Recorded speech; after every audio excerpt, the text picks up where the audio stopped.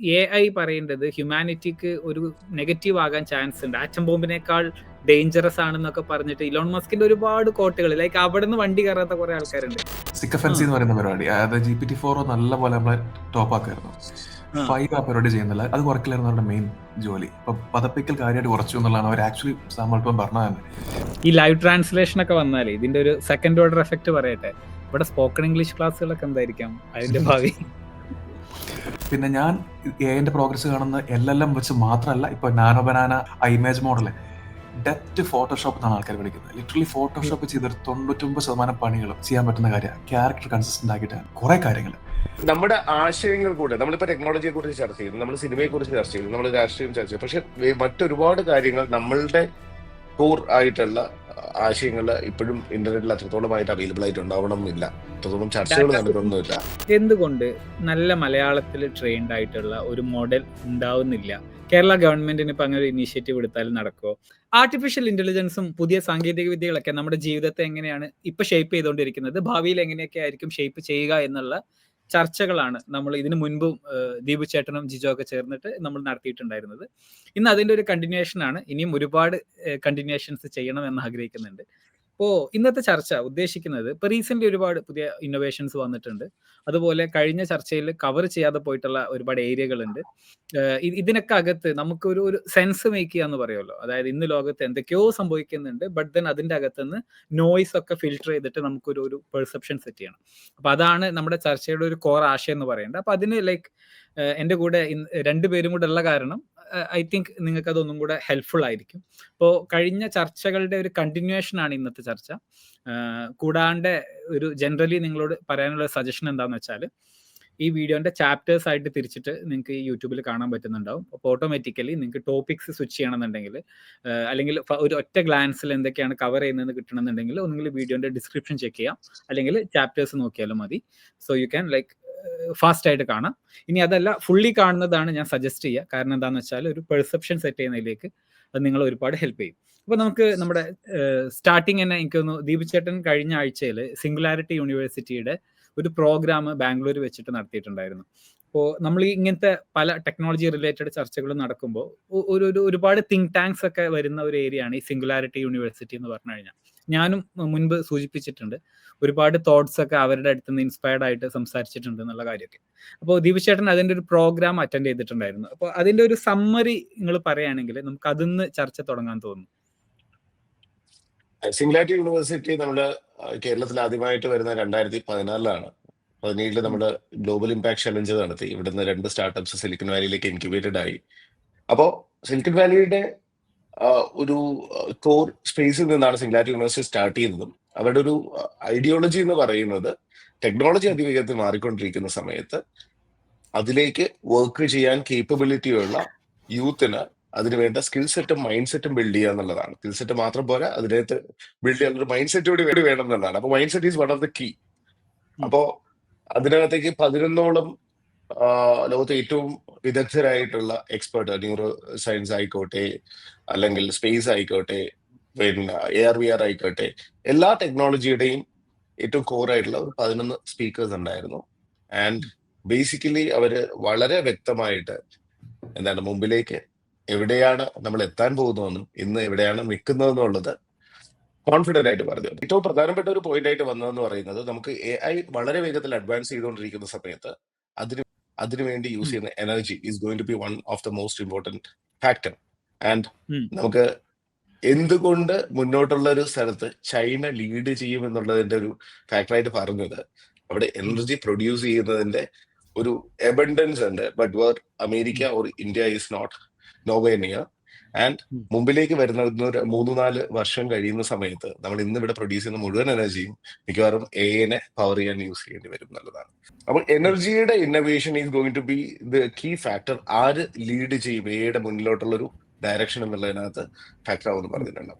രണ്ടാമത്തെ കാര്യം, ഇത്രയും ഇത് AIക്ക് വേണ്ടിയിട്ട് GPUs വർക്ക് ചെയ്യുന്ന സമയത്ത് അത്രത്തോളം ഗ്ലോബൽ വാർമിംഗ് ഇൻക്രീസ് ചെയ്തിട്ട് വരും, ക്ലൈമറ്റിനെ ഭയങ്കരമായിട്ട് ഹാനികരമായിട്ടുള്ള രീതിയിലേക്ക് പോകുന്ന സമയത്ത് അതേ ടെക്നോളജി യൂസ് ചെയ്ത് തന്നെ അതിനെ ബാലൻസ് ചെയ്യാൻ പറ്റുന്ന ആക്ഷൻ ചെയ്യുന്ന സ്റ്റാർട്ടപ്പുകൾ വളരെയേറെ ഉണ്ടാവേണ്ടതുണ്ട്. ആ ഒരു ബാലൻസ് വന്നില്ല എങ്കിൽ there will be a tipping point where it will actually നേച്ചറിനാണെങ്കിലും ഹ്യൂമാനിറ്റിക്കാണെങ്കിലും അത്തരത്തിൽ ചാലഞ്ച് ഉണ്ടാവുമെന്ന സാഹചര്യം ഉണ്ടാവും. അപ്പോ അതിന് വേണ്ട സൊല്യൂഷൻസ് ബിൽഡ് ചെയ്യാനായിട്ട് ഓപ്പർച്യൂണിറ്റി ഉണ്ടല്ലേ? opportunity അവിടെയുണ്ട്. And that is going to be a huge opportunity. There was a lot of investors who came there. അവരുടെ ഏറ്റവും പ്രധാനം അത്തരം സ്റ്റാർട്ടപ്പുകൾ ഉണ്ടെങ്കിൽ ഞങ്ങൾ ഇൻവെസ്റ്റ് ചെയ്യാൻ തയ്യാറായിട്ടുണ്ട് എന്നുള്ളതാണ്. ആൻഡ് ഇന്ത്യക്ക് അതിനകത്ത് വളരെ പ്രധാനമായിട്ടുള്ള ഒരു റോള് വഹിക്കാനായിട്ട് ഉണ്ടാവാം എന്നുള്ളതാണ്. മൂന്നാമത്തെ കാര്യം പറഞ്ഞതെന്ന് വെച്ചാൽ ഓപ്പൺ ഡേറ്റ. ഓപ്പൺ ഡേറ്റ എന്ന് പറയുന്ന ഇതിനകത്ത് ഇന്ത്യ ഹാസ് ബിൽഡ് UPI അല്ലെങ്കിൽ പല കാര്യങ്ങളുടെ അകത്തും ഇപ്പോ ഫോർഫ്രണ്ടിൽ നിൽക്കുന്നുണ്ട്. And everyone's focus is also on India and how we can change from നമ്മളിപ്പോ ഒരു ഔട്ട്സോഴ്സ്ഡ് പ്രോജക്റ്റുകൾ ചെയ്യുന്ന ഒരു എക്കോണമിയിൽ നിന്നും പ്രോഡക്റ്റ് ബിൽഡിംഗ് എക്കോണമിയിലേക്ക് കൺവേർട്ട് ആയി വരാനായിട്ട് പോകുന്നു എന്നൊരു എക്സ്പെക്ടേഷൻ ഉണ്ട്. അപ്പൊ അതിനകത്തേക്ക് ഭയങ്കരമായിട്ടൊരു ഹോപ്പ് ഇന്ത്യയിലേക്കുണ്ട്. പിന്നെ വരുന്നത് നമ്മുടെ നമ്മളുടെ ഇപ്പോഴത്തെ ഒരു വേൾഡ് അറ്റൻഷൻ സീക്കിംഗ് വേൾഡ് ആണല്ലേ. നമ്മൾ ലൈക്ക്, കമന്റ്, ഷെയർ ഇങ്ങനത്തെ കാര്യങ്ങളാണ് കൂടുതലും ഭയങ്കരമായിട്ട് നമ്മളെ ഡോപ്പമിൻ റിലീസ് ചെയ്യുന്നത് എങ്കിൽ അടുത്ത തലമുറ ഒരിക്കലും ആ ഒരു അറ്റൻഷൻ സീക്കിങ്ങിന്റെ വേൾഡിലേക്ക് ആയിരിക്കില്ല വരുന്നത്. അവരുടെ ബിഹേവിയേഴ്സ് കാണുമ്പോൾ ഇന്ന് തന്നെ നമുക്കറിയാം അവർ കുറച്ചുകൂടി ഒരു ഇന്റിമേറ്റ് സ്പേസിലേക്ക് മാറുകയായിരിക്കും. കുറച്ചുകൂടി വാല്യുബിൾ ആയിട്ടുള്ള അവർക്ക് കംഫർട്ടബിൾ പേഴ്സണലൈസ് സ്പേസിലേക്കായിരിക്കും വരുന്നത്. അപ്പം എല്ലാ ടെക്നോളജീസിന്റെയും അല്ലെങ്കിൽ ഇനി വരാൻ പോകുന്ന കാര്യങ്ങളിൽ ഒരു user experience also will be അത്തരം സാഹചര്യങ്ങളിലേക്ക് വരുന്ന ഇന്നോവേഷൻസ് ആയിരിക്കും അവിടെ വരുന്നത്. So these were some of the important things. Yeah. Okay. Key takeaways അല്ലേ? അതെ. Okay. പിന്നെ അവർക്ക് പറഞ്ഞ ഒരു പോയിന്റ് കൂടി അവർ പറഞ്ഞതെന്ന് പറയുന്നത് അത്തരം ഒരു സാഹചര്യത്തിൽ there is a lot of things നമ്മൾ ഇന്ന് അതിലേക്ക് എത്തിയിട്ടില്ല, അല്ലെങ്കിൽ തുടങ്ങിയിട്ടില്ല, അല്ലെങ്കിൽ പുറത്തു നിന്ന് കാഴ്ചക്കാരായി നിൽക്കുന്ന ആൾക്കാരുണ്ടല്ലോ, അവർക്ക് ഒരുപാട് വലിയൊരു മേജർ റോള് ചെയ്യാനായിട്ടുണ്ടാവും. ആൻഡ് ആ ഒരു റോളിലേക്ക് ആൾക്കാരെ കൊണ്ടുവരാനായിട്ടുള്ള ഒരു വലിയൊരു മൂവ്മെന്റ് നമ്മുടെ നാട്ടിൽ ഉണ്ടാവേണ്ടി വരും എന്നുള്ളതാണ് പറയുന്നത്. ഓക്കെ, ഇതിലെന്താണെന്നറിയോ, AI-യുടെ ഗ്രോത്തിനെ കുറിച്ചും മറ്റുമൊക്കെ ജനറലി ഇപ്പൊ ഒരു അസംഷൻ ഉണ്ടല്ലോ, അത് ഇങ്ങനെ മാത്രമേ പോകൂ എന്നുള്ള നിലക്ക് ഒരു ഹോക്കി സ്റ്റിക്ക് കർവിലാണ് പോയിക്കൊണ്ടിരിക്കുന്നത് എന്നുള്ള ഒരു അസംഷൻ ഉണ്ടല്ലോ. അതായത് ഓരോ പുതിയ AI മോഡൽ വരുമ്പോഴും ഹയർ ഇന്റലിജൻസ് ഉണ്ടാവുന്നു എന്നുള്ള ഒരു പ്രതീക്ഷയൊക്കെ ഉണ്ടല്ലോ. പക്ഷെ ആ പ്രതീക്ഷ കഴിഞ്ഞ 1-2 ആഴ്ചയായിട്ട് എനിക്ക് കുറച്ച് മാറിയിട്ടുണ്ട്. മാറുക എന്ന് പറഞ്ഞാല് ഇതിന് 2-3 ആംഗിളൊക്കെ കാണാം കേട്ടോ. ഒന്നെന്താ വെച്ചാൽ ChatGPT 5 Pro ആണ് ഇപ്പൊ $200 പ്ലാനിൽ അവൈലബിൾ ആവുന്നത്. അല്ലാത്ത എനിക്കൊന്നും $20 അങ്ങനത്തെ ഫ്രീ പ്ലാൻ ഒക്കെ ഉണ്ടല്ലോ. GPT-5 ആണ് ഒരു ബേസ് ലൈൻ ആയിട്ട് മാറി. പക്ഷെ നെസസറിലി ഇതിന് മുൻപത്തെ 3 Proയുമായിട്ടോ അല്ലെങ്കിൽ അങ്ങനത്തെ സംഭവങ്ങളായിട്ട് കമ്പയർ ചെയ്യുമ്പോൾ അത്രയൊന്നും എന്താ പറയാ ക്വാളിറ്റി ഓഫ് ആൻസേഴ്സിലോ ബെറ്റർ ഇന്റലിജൻസോ ഒന്നും ഈ GPT-5 വന്നപ്പോ പ്രൊവൈഡ് ചെയ്യുന്നില്ല എന്നുള്ള ഒരു ഒപ്പീനിയൻ എനിക്ക് ഫീൽ ചെയ്തിട്ടുണ്ട്. തിങ്കിങ് മോഡൽ ഉപയോഗിച്ചിട്ട് അങ്ങനെ തോന്നുന്നേ. എനിക്ക് എന്താ വെച്ചാല് ഞാൻ വിചാരിച്ച പോലെ കിട്ടുന്നില്ല, അങ്ങനെ ഒരു ഭാഗം ഉണ്ടല്ലോ. ഒരു കാര്യം അവർ ചെയ്തു വെച്ചാൽ തിങ്കിങ് ഒക്കെ പണ്ടാണ് 2 മിനിറ്റ് ഒക്കെ തിങ്ക് ചെയ്യാറുണ്ട്. ഇപ്പൊ കുറച്ച് തിങ്കിങ് കുറച്ചു, അവർ കൺട്രോൾ ചെയ്യുന്നുണ്ട് ബേസ്ഡ് ഓൺ കപ്പാസിറ്റി.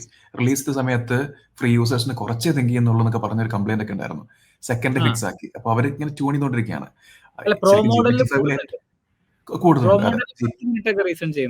അതെ, ശരിക്കും പറഞ്ഞ GPT-5 ഏറ്റവും വലിയ ഇന്നോവേഷൻ ആ റൂട്ടർ കൊണ്ട് വെച്ചായിരുന്നു മുമ്പിൽ കൊണ്ടുപോയിട്ട്. എത്ര തിങ്കിങ് വെക്കണം, ഫാസ്റ്റ് ആണോ സ്ലോ ആണോ, ടോക്കൺ എത്ര യൂസ് ചെയ്യണം എന്നുള്ള കാര്യം വെച്ചാണ്. അപ്പം അതിന്റെ ആയിരിക്കാം. അല്ല, ഇതിൽ എന്തെന്നറിയോ, ഇപ്പൊ ദീപചേട്ടൻ പറഞ്ഞതിലേക്ക് ഇങ്ങനെ ഞാൻ ആലോചിച്ച് നോക്കായിരുന്നു. എന്താ വെച്ചാല് ഇപ്പോ ലോകം AI വലുതാക്കുന്നതിലുള്ള ഒരേ ഒരു ലിമിറ്റ് പവർ ആയിരിക്കും എന്ന് പറഞ്ഞിട്ട് മറ്റേ ഗൂഗിളിന്റെ എറിക് ഷ്മിഡിറ്റ് പറഞ്ഞിട്ടുള്ള ഒരു സംഭവം ഞാൻ കണ്ടിട്ടുണ്ടായിരുന്നു. അതായത് ചിപ്പ് ആവില്ല, ഡാറ്റ ആവില്ല, പവർ ആയിരിക്കും മേജർ ഇഷ്യൂ എന്ന് പറഞ്ഞിട്ട്. അപ്പൊ ഡെഫിനറ്റ്ലി പുള്ളിയുടെ ആ ഒരു സമ്മറൈസേഷൻ ഉണ്ടല്ലോ സിംഗുലാരിറ്റിയുടെ, അവര് പറയുന്നത് എന്താ, ചൈനക്ക് ലീഡ് ചെയ്യാൻ കഴിയും. കാരണം എന്താ വെച്ചാൽ ചൈനക്ക് power sources are much more abundant than other nations എന്ന് പറയുന്ന ഒരു ഭാഗമുണ്ട്. അവർ ഡെസേർട്ടിലൊക്കെ വലിയ ഡാറ്റാ സെന്ററുകൾ ക്രിയേറ്റ് ചെയ്യുന്നു എന്ന് പറഞ്ഞിട്ട് ആ സിൻജിയാങ് പ്രൊവിൻസ് ആ ഭാഗത്ത് അവര് ഡാറ്റാ സെന്റർ ക്രിയേറ്റ് ചെയ്യുന്നതിനെ കുറിച്ചിട്ടൊക്കെ പറഞ്ഞു. നേരത്തെ ഞാൻ പറഞ്ഞല്ലോ സോളാർ അവർ ഗ്രോ ചെയ്തത് ചാർട്ട് നമ്മൾ ഈ അടുത്ത് വൈറലായിരുന്നു. അവരുടെ സോളാറിന്റെ ഗ്രോത്തും റെസ്റ്റ് ഓഫ് ദ വേൾഡും അത് ഒരു 10 വർഷം മുമ്പ് തന്നെ ഒരു എക്സ്പോണൻഷ്യൽ ഗ്രോത്തിലാണ് അവർ സോളാറിന്റെ കൺസംഷൻ ആൻഡ് ജനറേഷൻ ചെയ്തത്. അത്രയും മെഗാവാട്ട് അവര് സോളാർ വഴി പ്രൊഡ്യൂസ് ചെയ്യുന്നുണ്ട്. കണ്ട പോലെ ലൈക്ക് അവരുടെ ഈ എബിലിറ്റി ടു എക്സിക്യൂട്ട് ഉണ്ടല്ലോ. ഇപ്പൊ നമ്മുടെ പ്രധാനമന്ത്രി അവിടെ പോയ സമയത്ത് പുള്ളി സി ജിൻപിങ്ങിനെ കണ്ടു പ്രധാനമന്ത്രി എന്നുള്ള നിലക്കിലേക്ക്, പ്രധാനമന്ത്രി അല്ല, അയാളുടെ റോൾ എന്താ അവിടുത്തെ, ആ സംഭവം, അതായത് ചൈനീസ് പ്രീമിയർ അങ്ങനെയാണല്ലോ പറയാ, പ്രീമിയറിനെ കണ്ടു. പക്ഷെ ഇതിനേക്കാളും ഇമ്പോർട്ടന്റ് പാർട്ടിയുടെ ഹെഡിനെ കാണുന്നതാണ്. കാരണം പ്രീമിയർ എന്താണോ കൈ കൊടുത്തിട്ടുള്ളത് അത് എക്സിക്യൂട്ട് ചെയ്യേണ്ടത് പാർട്ടി മെഷീനറിയാണ്. അപ്പൊ അയാളെ കാണുന്നതാണ് മച്ച് മോർ ഇമ്പോർട്ടന്റ് എന്ന് പറയുന്നത്. എന്താ വെച്ചാൽ ഒരു വിഷൻ, ഒരു സ്റ്റേറ്റ് വിഷൻ ഉണ്ടായി കഴിഞ്ഞാൽ അതിനെ എത്ര റിസോഴ്സ് കൊണ്ടുവന്നിട്ടും അതിനെ എക്സിക്യൂട്ട് ചെയ്യാനുള്ള ചൈനയുടെ ഒരു എബിലിറ്റി ഈസ് സംതിങ് അടിപൊളി. അല്ല, ഇത് ഞാൻ വിഷയത്തേക്ക് വരുന്നത് എന്താ വെച്ചാൽ ഈ എനർജി എഫിഷ്യന്റ് ആവുക, ഡാറ്റ എഫിഷ്യന്റ് ആവുക എന്നുള്ളതൊക്കെ ഇപ്പോഴും AI കാര്യത്തിൽ ഒരു ഡിസ്റ്റന്റ് ഡ്രീമാണ്. കാരണം എന്താ വെച്ചാൽ ആൾമോസ്റ്റ് ലോകത്തുള്ള ഡാറ്റ മുഴുവൻ എക്സോസ്റ്റഡ് ആയി. ഇപ്പൊ സിന്തറ്റിക് ഡാറ്റയിൽ ട്രെയിനിങ് തുടങ്ങി എന്ന് പറയുന്നു. പക്ഷെ ഇത് ലെവൽ ഓഫ് ഇന്റലിജൻസിന്റെ ക്വാളിറ്റി, ലൈക്ക് അതുണ്ടല്ലോ, അതിന്റെ ഒരു ക്വാളിറ്റി ഉണ്ടല്ലോ, ലെവൽ ഓഫ് ഇന്റലിജൻസ് ബേസിക്കലി അത് കൂട്ടിയിട്ടില്ല. അല്ലെങ്കിൽ GPT-5 വന്നപ്പോൾ നമ്മൾ അങ്ങനെ വിചാരിക്കുമല്ലോ, 5 വന്നാൽ കുറെ ബെറ്റർ ഇന്റലിജൻസ്, 6 വന്നാൽ അഗെയിൻ ഒരുപാട് ഇന്റലിജൻസ്. അല്ല, ഞാൻ കണ്ടെന്താണെന്നറിയോ, GPT-5 മച്ച് മോർ അലൈൻഡ് ആണ്. അതായത് കോൺട്രവേഴ്സികളൊന്നും ഇല്ലാതെ കുറച്ചും കൂടെ എന്താ പറയാ അലൈൻഡ് ആവാൻ ശ്രമിച്ചിട്ടുണ്ട്. അത് റൂൾസ് എന്താണ്, റൂൾസ് ഫോളോ പതപ്പിക്കുന്ന സ്വഭാവം കുറച്ച് കുറഞ്ഞിട്ടുണ്ട്. സിക്കഫൻസി എന്ന് പറയുന്ന പരിപാടി, അതായത് GPT-4 നല്ല പോലെ നമ്മളെ ടോപ്പ് ആക്കായിരുന്നു. 5 ആ പരിപാടി ചെയ്യുന്നില്ല, അത് കുറയ്ക്കലായിരുന്നു അവരുടെ മെയിൻ ജോലി. അപ്പൊ പതപ്പിക്കൽ കാര്യമായിട്ട് കുറച്ചു എന്നുള്ളതാണ് അവർ ആക്ച്വലി സാമ്പൽപ്പം പറഞ്ഞത് തന്നെ. അതിനൊപ്പം തന്നെ പേഴ്സണാലിറ്റിയും കുറഞ്ഞു. കാര്യം ഒരാളെ ഇങ്ങനെ ഇതാക്കാനുള്ള ഒരു എമ്പതി വരുന്നതാണല്ലോ, അത് പേഴ്സണാലിറ്റിയിലും അതിന്റെ കുറവ് കണ്ടു. അപ്പൊ കുറെ പേര് ഇതിനെ ഗേൾഫ്രണ്ട് ആയിട്ടും തെറാപ്പിസ്റ്റ് ആയിട്ടൊക്കെ ഉപയോഗിച്ചവർക്ക് ഭയങ്കര പ്രശ്നമായിട്ടാണല്ലോ GPT-4 വേണം, 4 തിരിച്ചു കൊണ്ടുവരാൻ പറഞ്ഞൊരു പ്രശ്നമൊക്കെ തിരിച്ചു കൊണ്ടുവന്നത്. ഹെർ മൂവിയിലുള്ള ഒരു കോണ്ടെക്സ്റ്റ് അതായിരുന്നല്ലോ. എന്ന് വെച്ചാല് നമുക്ക് ഒരു നമ്മളെ പ്രഡിക്ഷൻ അൽഗോരിതം ബേസിക്കലി വർക്ക് ചെയ്യുന്നു. നമ്മൾ ചോദിച്ച ചോദ്യത്തിലുള്ള കീവേഡുകൾ നോക്കിയിട്ട് അടുത്ത സെറ്റ് ഓഫ് വേർഡ്സ് പ്രഡിക്റ്റ് ചെയ്യുന്നു, അല്ലെങ്കിൽ ടോക്കൺ പ്രഡിക്ഷൻ ചെയ്യുന്നു എന്നുള്ളത്. അഡിക്ഷൻ വരുന്നത് ഈ പോയിന്റ് നിന്നാണ്. എന്താ വെച്ചാല് മോക്ക് ചെയ്യായിരിക്കാം, അല്ലെങ്കിൽ സംതിങ് അടുത്ത് നമുക്ക് അപ്പുറത്തിരിക്കുന്ന ആൾ ഹ്യൂമൻ ആണ് എന്നുള്ള തോന്നല് ജനിപ്പിച്ചിട്ട് നമ്മൾ അതിനോട് അഡിക്റ്റഡ് ആക്കുന്ന പരിപാടി ഉണ്ടല്ലോ, അത് 5 കുറവാണ് എന്നുള്ള. പക്ഷെ എന്റെ ചോദ്യം എന്താ വെച്ചാല് ഇന്റലിജൻസ് കുറച്ച് കുറഞ്ഞിട്ടുള്ളതായിട്ട് നിങ്ങൾക്ക് തോന്നിയിട്ടുണ്ടോ? ഞാൻ അതായത് ഈ ഇവരിപ്പോ ഡാറ്റ എക്സോസ്റ്റഡ് ആയി പറയുന്നത്, എനർജി ഇനി ഉണ്ടാവില്ല എന്ന് പറയുന്നത്, കുറച്ചും കൂടെ കമ്പ്യൂട്ടിംഗ് ഉപയോഗിക്കുന്നതെന്ന് പറയുന്നത്, പക്ഷെ ഇത് ഒരു സീലിംഗ് അടിക്കുന്നുണ്ടോ എന്നുള്ളതാണ് എന്റെ ഒരു സംശയം. അതിനെ കുറിച്ച് എന്താ നിങ്ങൾക്ക്? എനിക്ക് മനസ്സിലായി. എനിക്കത് തോന്നിയിട്ടില്ല. എനിക്ക് ഇന്റലിജന്റ് കുറച്ചുകൂടി ഇന്റലിജന്റ് ആയി തന്നെ തോന്നുന്നത്. പക്ഷേ ഈ പറഞ്ഞ കുറച്ച് ട്രേറ്റുകൾ കുറഞ്ഞപ്പോഴാണ് ഉമർ പറഞ്ഞ പോലത്തെ ഈ കുറവുകൾ നമുക്ക് ഫീൽ ചെയ്യുന്നത്. ഇപ്പൊ ഉമർ നമ്മളെ പോഡ്കാസ്റ്റ് തുടങ്ങുന്നതിന് മുമ്പ് പറഞ്ഞൊരു കാര്യമുണ്ട്, കൂടുതൽ പോയിന്റ് ആണ് ഉപയോഗിക്കുന്നത്. അതായത് പ്രോസ് എഴുതാൻ, ഒരു പാരഗ്രാഫ് എഴുതുന്നതിന് പകരം കുറച്ച് ബുള്ളറ്റ് പോയിന്റ് കാണിക്കുന്ന പരിപാടി തുടങ്ങി. അതൊക്കെ കുറച്ച് പുറകോട്ട് കൊണ്ടുപോയി. എന്റെ എക്സ്പീരിയൻസ് ആണ്. അത് പറഞ്ഞ ശേഷം ഞാൻ ആലോചിച്ചു, ശരിയാണല്ലോ, ഇപ്പൊ കുറെ ലിസ്റ്റ് കാണുന്നുണ്ട്. അതായത് മര്യാദയ്ക്ക് എഴുതിക്കൊണ്ടിരുന്നായിരുന്നു, ഒരു ചെറിയ പാരഗ്രാഫ് തരുന്ന കാര്യം ലിസ്റ്റിലായിരുന്നു. അപ്പോൾ അതൊക്കെ ഒരു ഡിസിഷനാണ് ഓഫ് മോഡൽ മേക്കർ. അവർ ഇപ്പൊ പണ്ട് പ്രീ ട്രെയിനിങ് പോസ്റ്റ് ട്രെയിനിങ് ആയിരുന്നു. ഇപ്പൊ ഒരു മിഡ് ലെവൽ വേറെ ട്രെയിനിങ് എലമെന്റ് കൂടെ ഉണ്ട്. നോളജ് കട്ട് ഓഫ് കൂട്ടാൻ വേണ്ടിയിട്ടാണെന്നാണ് ഓപ്പൺ എയർ സയന്റിസ്റ്റ് പറയുന്നത്. പക്ഷേ കാര്യം ട്രെയിൻ ചെയ്ത് വരുമ്പോഴത്തേക്കും വർഷങ്ങളാകുമ്പോഴത്തേക്കും നോളജ് കട്ട് ഓഫ് ലേറ്റ് ആവുമല്ലോ. ഈ ഗ്രോക്കിനെ പോലത്തെ റിയൽ ടൈം മോഡൽ വെച്ച് നോക്കുമ്പോൾ പുറകോട്ടിരിക്കാൻ ഒരു മിഡ് ലെവൽ ട്രെയിനിങ് കൂടെ ചെയ്യുന്നുണ്ട്. അപ്പോൾ കുറെ ഈ ടീമിലെ ആൾക്കാർ ഇടപെടലുകളുണ്ട് ഇതിനകത്ത്. പിന്നെ പോരാത്തതിന് സിസ്റ്റം പ്രോംപ്റ്റും അവർ ഇടയ്ക്കിടയ്ക്ക് മാറ്റുന്നുണ്ട്. GPT-5 ഇറങ്ങി പിറ്റേ ദിവസം ഇങ്ങനെ അവർ ഫ്രണ്ട്ലിയർ ആക്കിയതെന്ന് പറഞ്ഞൊരു ട്വീറ്റ് വന്നു സാറിന്. ഒരു ദിവസം കൊണ്ട് ഒരു മോഡൽ ഒന്നും അവർക്ക് ചെയ്യാൻ പറ്റില്ല. അവർക്ക് ആകെ ചെയ്യാൻ പറ്റുന്നുണ്ട് സിസ്റ്റം പ്രോംപ്റ്റിലൊരു ലൈൻ ആഡ് ചെയ്യുക, നിങ്ങൾ കുറച്ചുകൂടെ ഫ്രണ്ട്ലി ആവ്, ഇത് പറയരുത്, നേരെ കാര്യങ്ങൾ പറയരുത് എന്നൊക്കെ പറഞ്ഞിട്ടുള്ള സാധനം. ആക്ച്വലി അത് ലീക്ക് ആവുകയും ചെയ്തു. എനിക്ക് എത്രത്തോളം റിയൽ ആണെന്ന് അറിയില്ല, പക്ഷെ GPT-5 സിസ്റ്റം പ്രോംപ്റ്റ് ലീക്ക് ആവുകയും ചെയ്തു. അപ്പൊ ഒബ്വിയസ്ലി സിസ്റ്റം പ്രോംപ്റ്റ് ഈ മോഡലിന് നമ്മൾ ആദ്യം മെസ്സേജ് അയക്കുന്നതിന് മുമ്പേ ഈ മോഡലിനോട് ഓപ്പണായി പറഞ്ഞു വെച്ചിരിക്കുന്ന, അല്ലെങ്കിൽ ഈ മോഡൽ മേക്കർ അല്ലെങ്കിൽ ഈ ആപ്പ് പറഞ്ഞു വെച്ചിരിക്കുന്ന കുറച്ച് കാര്യങ്ങളാണ്. അതായത് നിങ്ങൾ GPT-5 ആണ്, നിങ്ങളോട് ഒരാൾ ചോദ്യം ചോദിക്കും, അതിന് ഉത്തരം പറയണം, ഫ്രണ്ട്ലി ആവണം, ഇല്ലീഗൽ ആയിട്ടുള്ളൊന്നും പറയരുത്, ഡേഞ്ചറസ് ആയിട്ടുള്ളൊന്നും പറയരുത്, അങ്ങനെ കുറച്ച് കാര്യങ്ങളൊക്കെ. ഈ ഡേഞ്ചറും സേഫ്റ്റി കാര്യങ്ങളൊക്കെ പ്രീ ട്രെയിനിങ്ങിൽ തന്നെ അവർ ബിൽഡ് ചെയ്ത് വെച്ചിട്ടുണ്ട്. പക്ഷെ ചില കാര്യങ്ങൾ എന്താ സിസ്റ്റം പ്രോംപ്റ്റ് പറയും, ഒരു knowledge before we talk to them. അതായത് ബേസിക്കലി നമ്മൾ എന്ത് ചോദിച്ചു കഴിഞ്ഞാലും അതിനെ ഈ പറഞ്ഞ പോലെ അലൈൻമെന്റ് സോൾവ് ചെയ്യുക, അതായത് ആവശ്യമില്ലാത്തതിലേക്ക് ഒന്നും കൊണ്ടുപോകാതിരിക്കാനുള്ള ഒരു പരിപാടി. നമ്മൾ നോർമലി പറയുന്നത് ഒരു കാര്യത്തിന്റെ കോൺഫിഗറേഷൻ സെറ്റിംഗ് ഒക്കെ നമ്മൾ വെക്കില്ലേ, ഇന്ന ഇതിൽ ടൂൺ ചെയ്യുന്നതൊക്കെ പറയുന്നത്. അപ്പോൾ ആ സിസ്റ്റം എങ്ങനെ പെർഫോം ചെയ്യണം എന്ന് പറയുന്നതിന് അവര് ഒരു ഗൈഡ് ലൈൻ കൊടുക്കുന്നതാണ് സിസ്റ്റം പ്രോംപ്റ്റ്. ഇതിന്റെ തമാശയായിട്ടുള്ള സംഭവിച്ചു വെച്ചാൽ കുറച്ച് മാസം മുമ്പ് ഗ്രോക്ക് എല്ലാ കാര്യത്തിലും ഇലോൺ മസ്കിനെ ടോപ്പ് ആക്കി കൊണ്ടിരുന്ന സമയം ഉണ്ടായിരുന്നു. ആ അതേപോലെ തന്നെ ട്രംപിനെ. അപ്പൊ നോക്കിയപ്പോൾ സിസ്റ്റം പ്രോംപ്റ്റ് ലീക്കായി, അല്ലെ ചോദിച്ചപ്പോൾ ലീക്ക് ആക്കിയിട്ട് അത് ടീം അറിഞ്ഞുകൊണ്ട് വെച്ചതായിരുന്നു. എന്നിട്ട് അതൊരു എംപ്ലോയിയുടെ തലയിലിട്ട് ആ എംപ്ലോയിനെ ഫയർ ചെയ്യാനൊക്കെ പോയിരുന്നൊക്കെ ചെയ്തിരുന്നു. ആ എംപ്ലോയിയുടെ മിസ്റ്റേക്ക് ആണെന്നൊക്കെ പറഞ്ഞിട്ട്. ഇലോൺ മസ്ക് ഒന്നും അറിയാത്ത പോലെ. പക്ഷേ ഒബ്വിയസ്ലി ട്വിറ്ററിലൊക്കെ കുറെ അദ്ദേഹം കൈയടത്തിയിട്ടുള്ളതാണ്. അപ്പോൾ അദ്ദേഹത്തിന് കൈയടത്തി തന്നെ നമുക്കും അറിയണ്ടേ. പക്ഷെ ഇപ്പൊ അങ്ങനല്ല. ഇപ്പൊ ഗ്രോക്ക് ട്രംപിനെ കുറിച്ചും ഇലോൺ മസ്കിനെ കുറിച്ചും നെഗറ്റീവ് പറയുന്നുണ്ട്. അപ്പോൾ എനിവേ ഞാൻ പറയുന്നത് ഈ മോഡൽ മേക്കേഴ്സിന് ഭയങ്കര കൺട്രോൾ ഉണ്ട്. അപ്പൊ ഞാൻ ആലോചിക്കുന്നത് GPT-5 ഇപ്പോൾ ചാറ്റ് GPT ഇപ്പം 1 ബില്യൺ ആൾക്കാർ ഉപയോഗിക്കുമ്പോൾ ഇവരുടെ പവർ ഒന്ന് ആലോചിച്ച് നോക്കും. ആൾക്കാരുടെ തോട്ടിനെ കൺട്രോൾ ചെയ്യാനുള്ള പവർ, അല്ലെ ആൾക്കാരുടെ എഴുത്തിനെ കൺട്രോൾ ചെയ്യാനുള്ള പവർ. ഈ ലോങ് ഹൈഫൺ എം ഡാഷ് എന്ന് വിളിക്കുന്നത്, അത് വന്ന ശേഷം ഭയങ്കരമായിട്ട് കൂടി, വളരെയധികം കൂടി. അത് പണ്ട് ഞാൻ ഉപയോഗിച്ചുകൊണ്ടിരുന്നത്, പക്ഷെ ഇപ്പൊ എനിക്ക് ഉപയോഗിക്കാൻ മടിയായി. അത് കണ്ട ആൾക്കാർ വിചാരിക്കും എഴുതിയാണ്.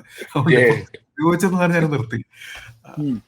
എന്റെ ചാറ്റ് ജിപിറ്റിയില് നമ്മൾക്കൊരു പ്രോംപ്റ്റ് കൊടുക്കാൻ പറ്റുമല്ലോ സെറ്റിംഗ്സിൽ, അതായത് നമ്മുടെ മെമ്മറി പോലെ ലൈക്ക് ഇൻസ്ട്രക്ഷൻ കൊടുക്കാമല്ലോ. അതിൽ എഴുതിയിട്ടുണ്ട് ഒരിക്കലും എം ഡാഷ് ഉപയോഗിക്കുന്നതൊക്കെ പറഞ്ഞ്, എന്ത് വന്നാലും ഉപയോഗിക്കുന്നതൊക്കെ പറഞ്ഞ് എഴുതി വെച്ചിട്ടുണ്ട്. ബട്ട് എന്നാലും എം ഡാഷ് ആയിരുന്നു. ഞാൻ കാര്യങ്ങള് അതെ, ചെറിയ കാര്യങ്ങൾ നമ്മൾ അറിയാണ്ട് തന്നെ ഇവർ ഇൻഫ്ലുവൻസ് ചെയ്യുന്ന സിറ്റുവേഷൻ ഉണ്ട്. അപ്പോൾ അതിനെക്കുറിച്ച് ഞാൻ കുറച്ച് സ്കേർഡ്. ബട്ട് ഓവറോൾ എനിക്ക് തോന്നുന്നത് I think it's progressing. GPT-5 എന്തായാലും കുറച്ച് ബെറ്റർ ആണ്, അറ്റ്ലീസ്റ്റ് ഇൻ ടേംസ് ഓഫ് ഇന്റലിജൻസും തോട്ട്ഫുൾനെസ്സും. ഒബ്വിയസ്ലി നോളജ് വൈസ് കുറച്ചുകൂടെ വലിയ മോഡലാണ് എന്തായാലും.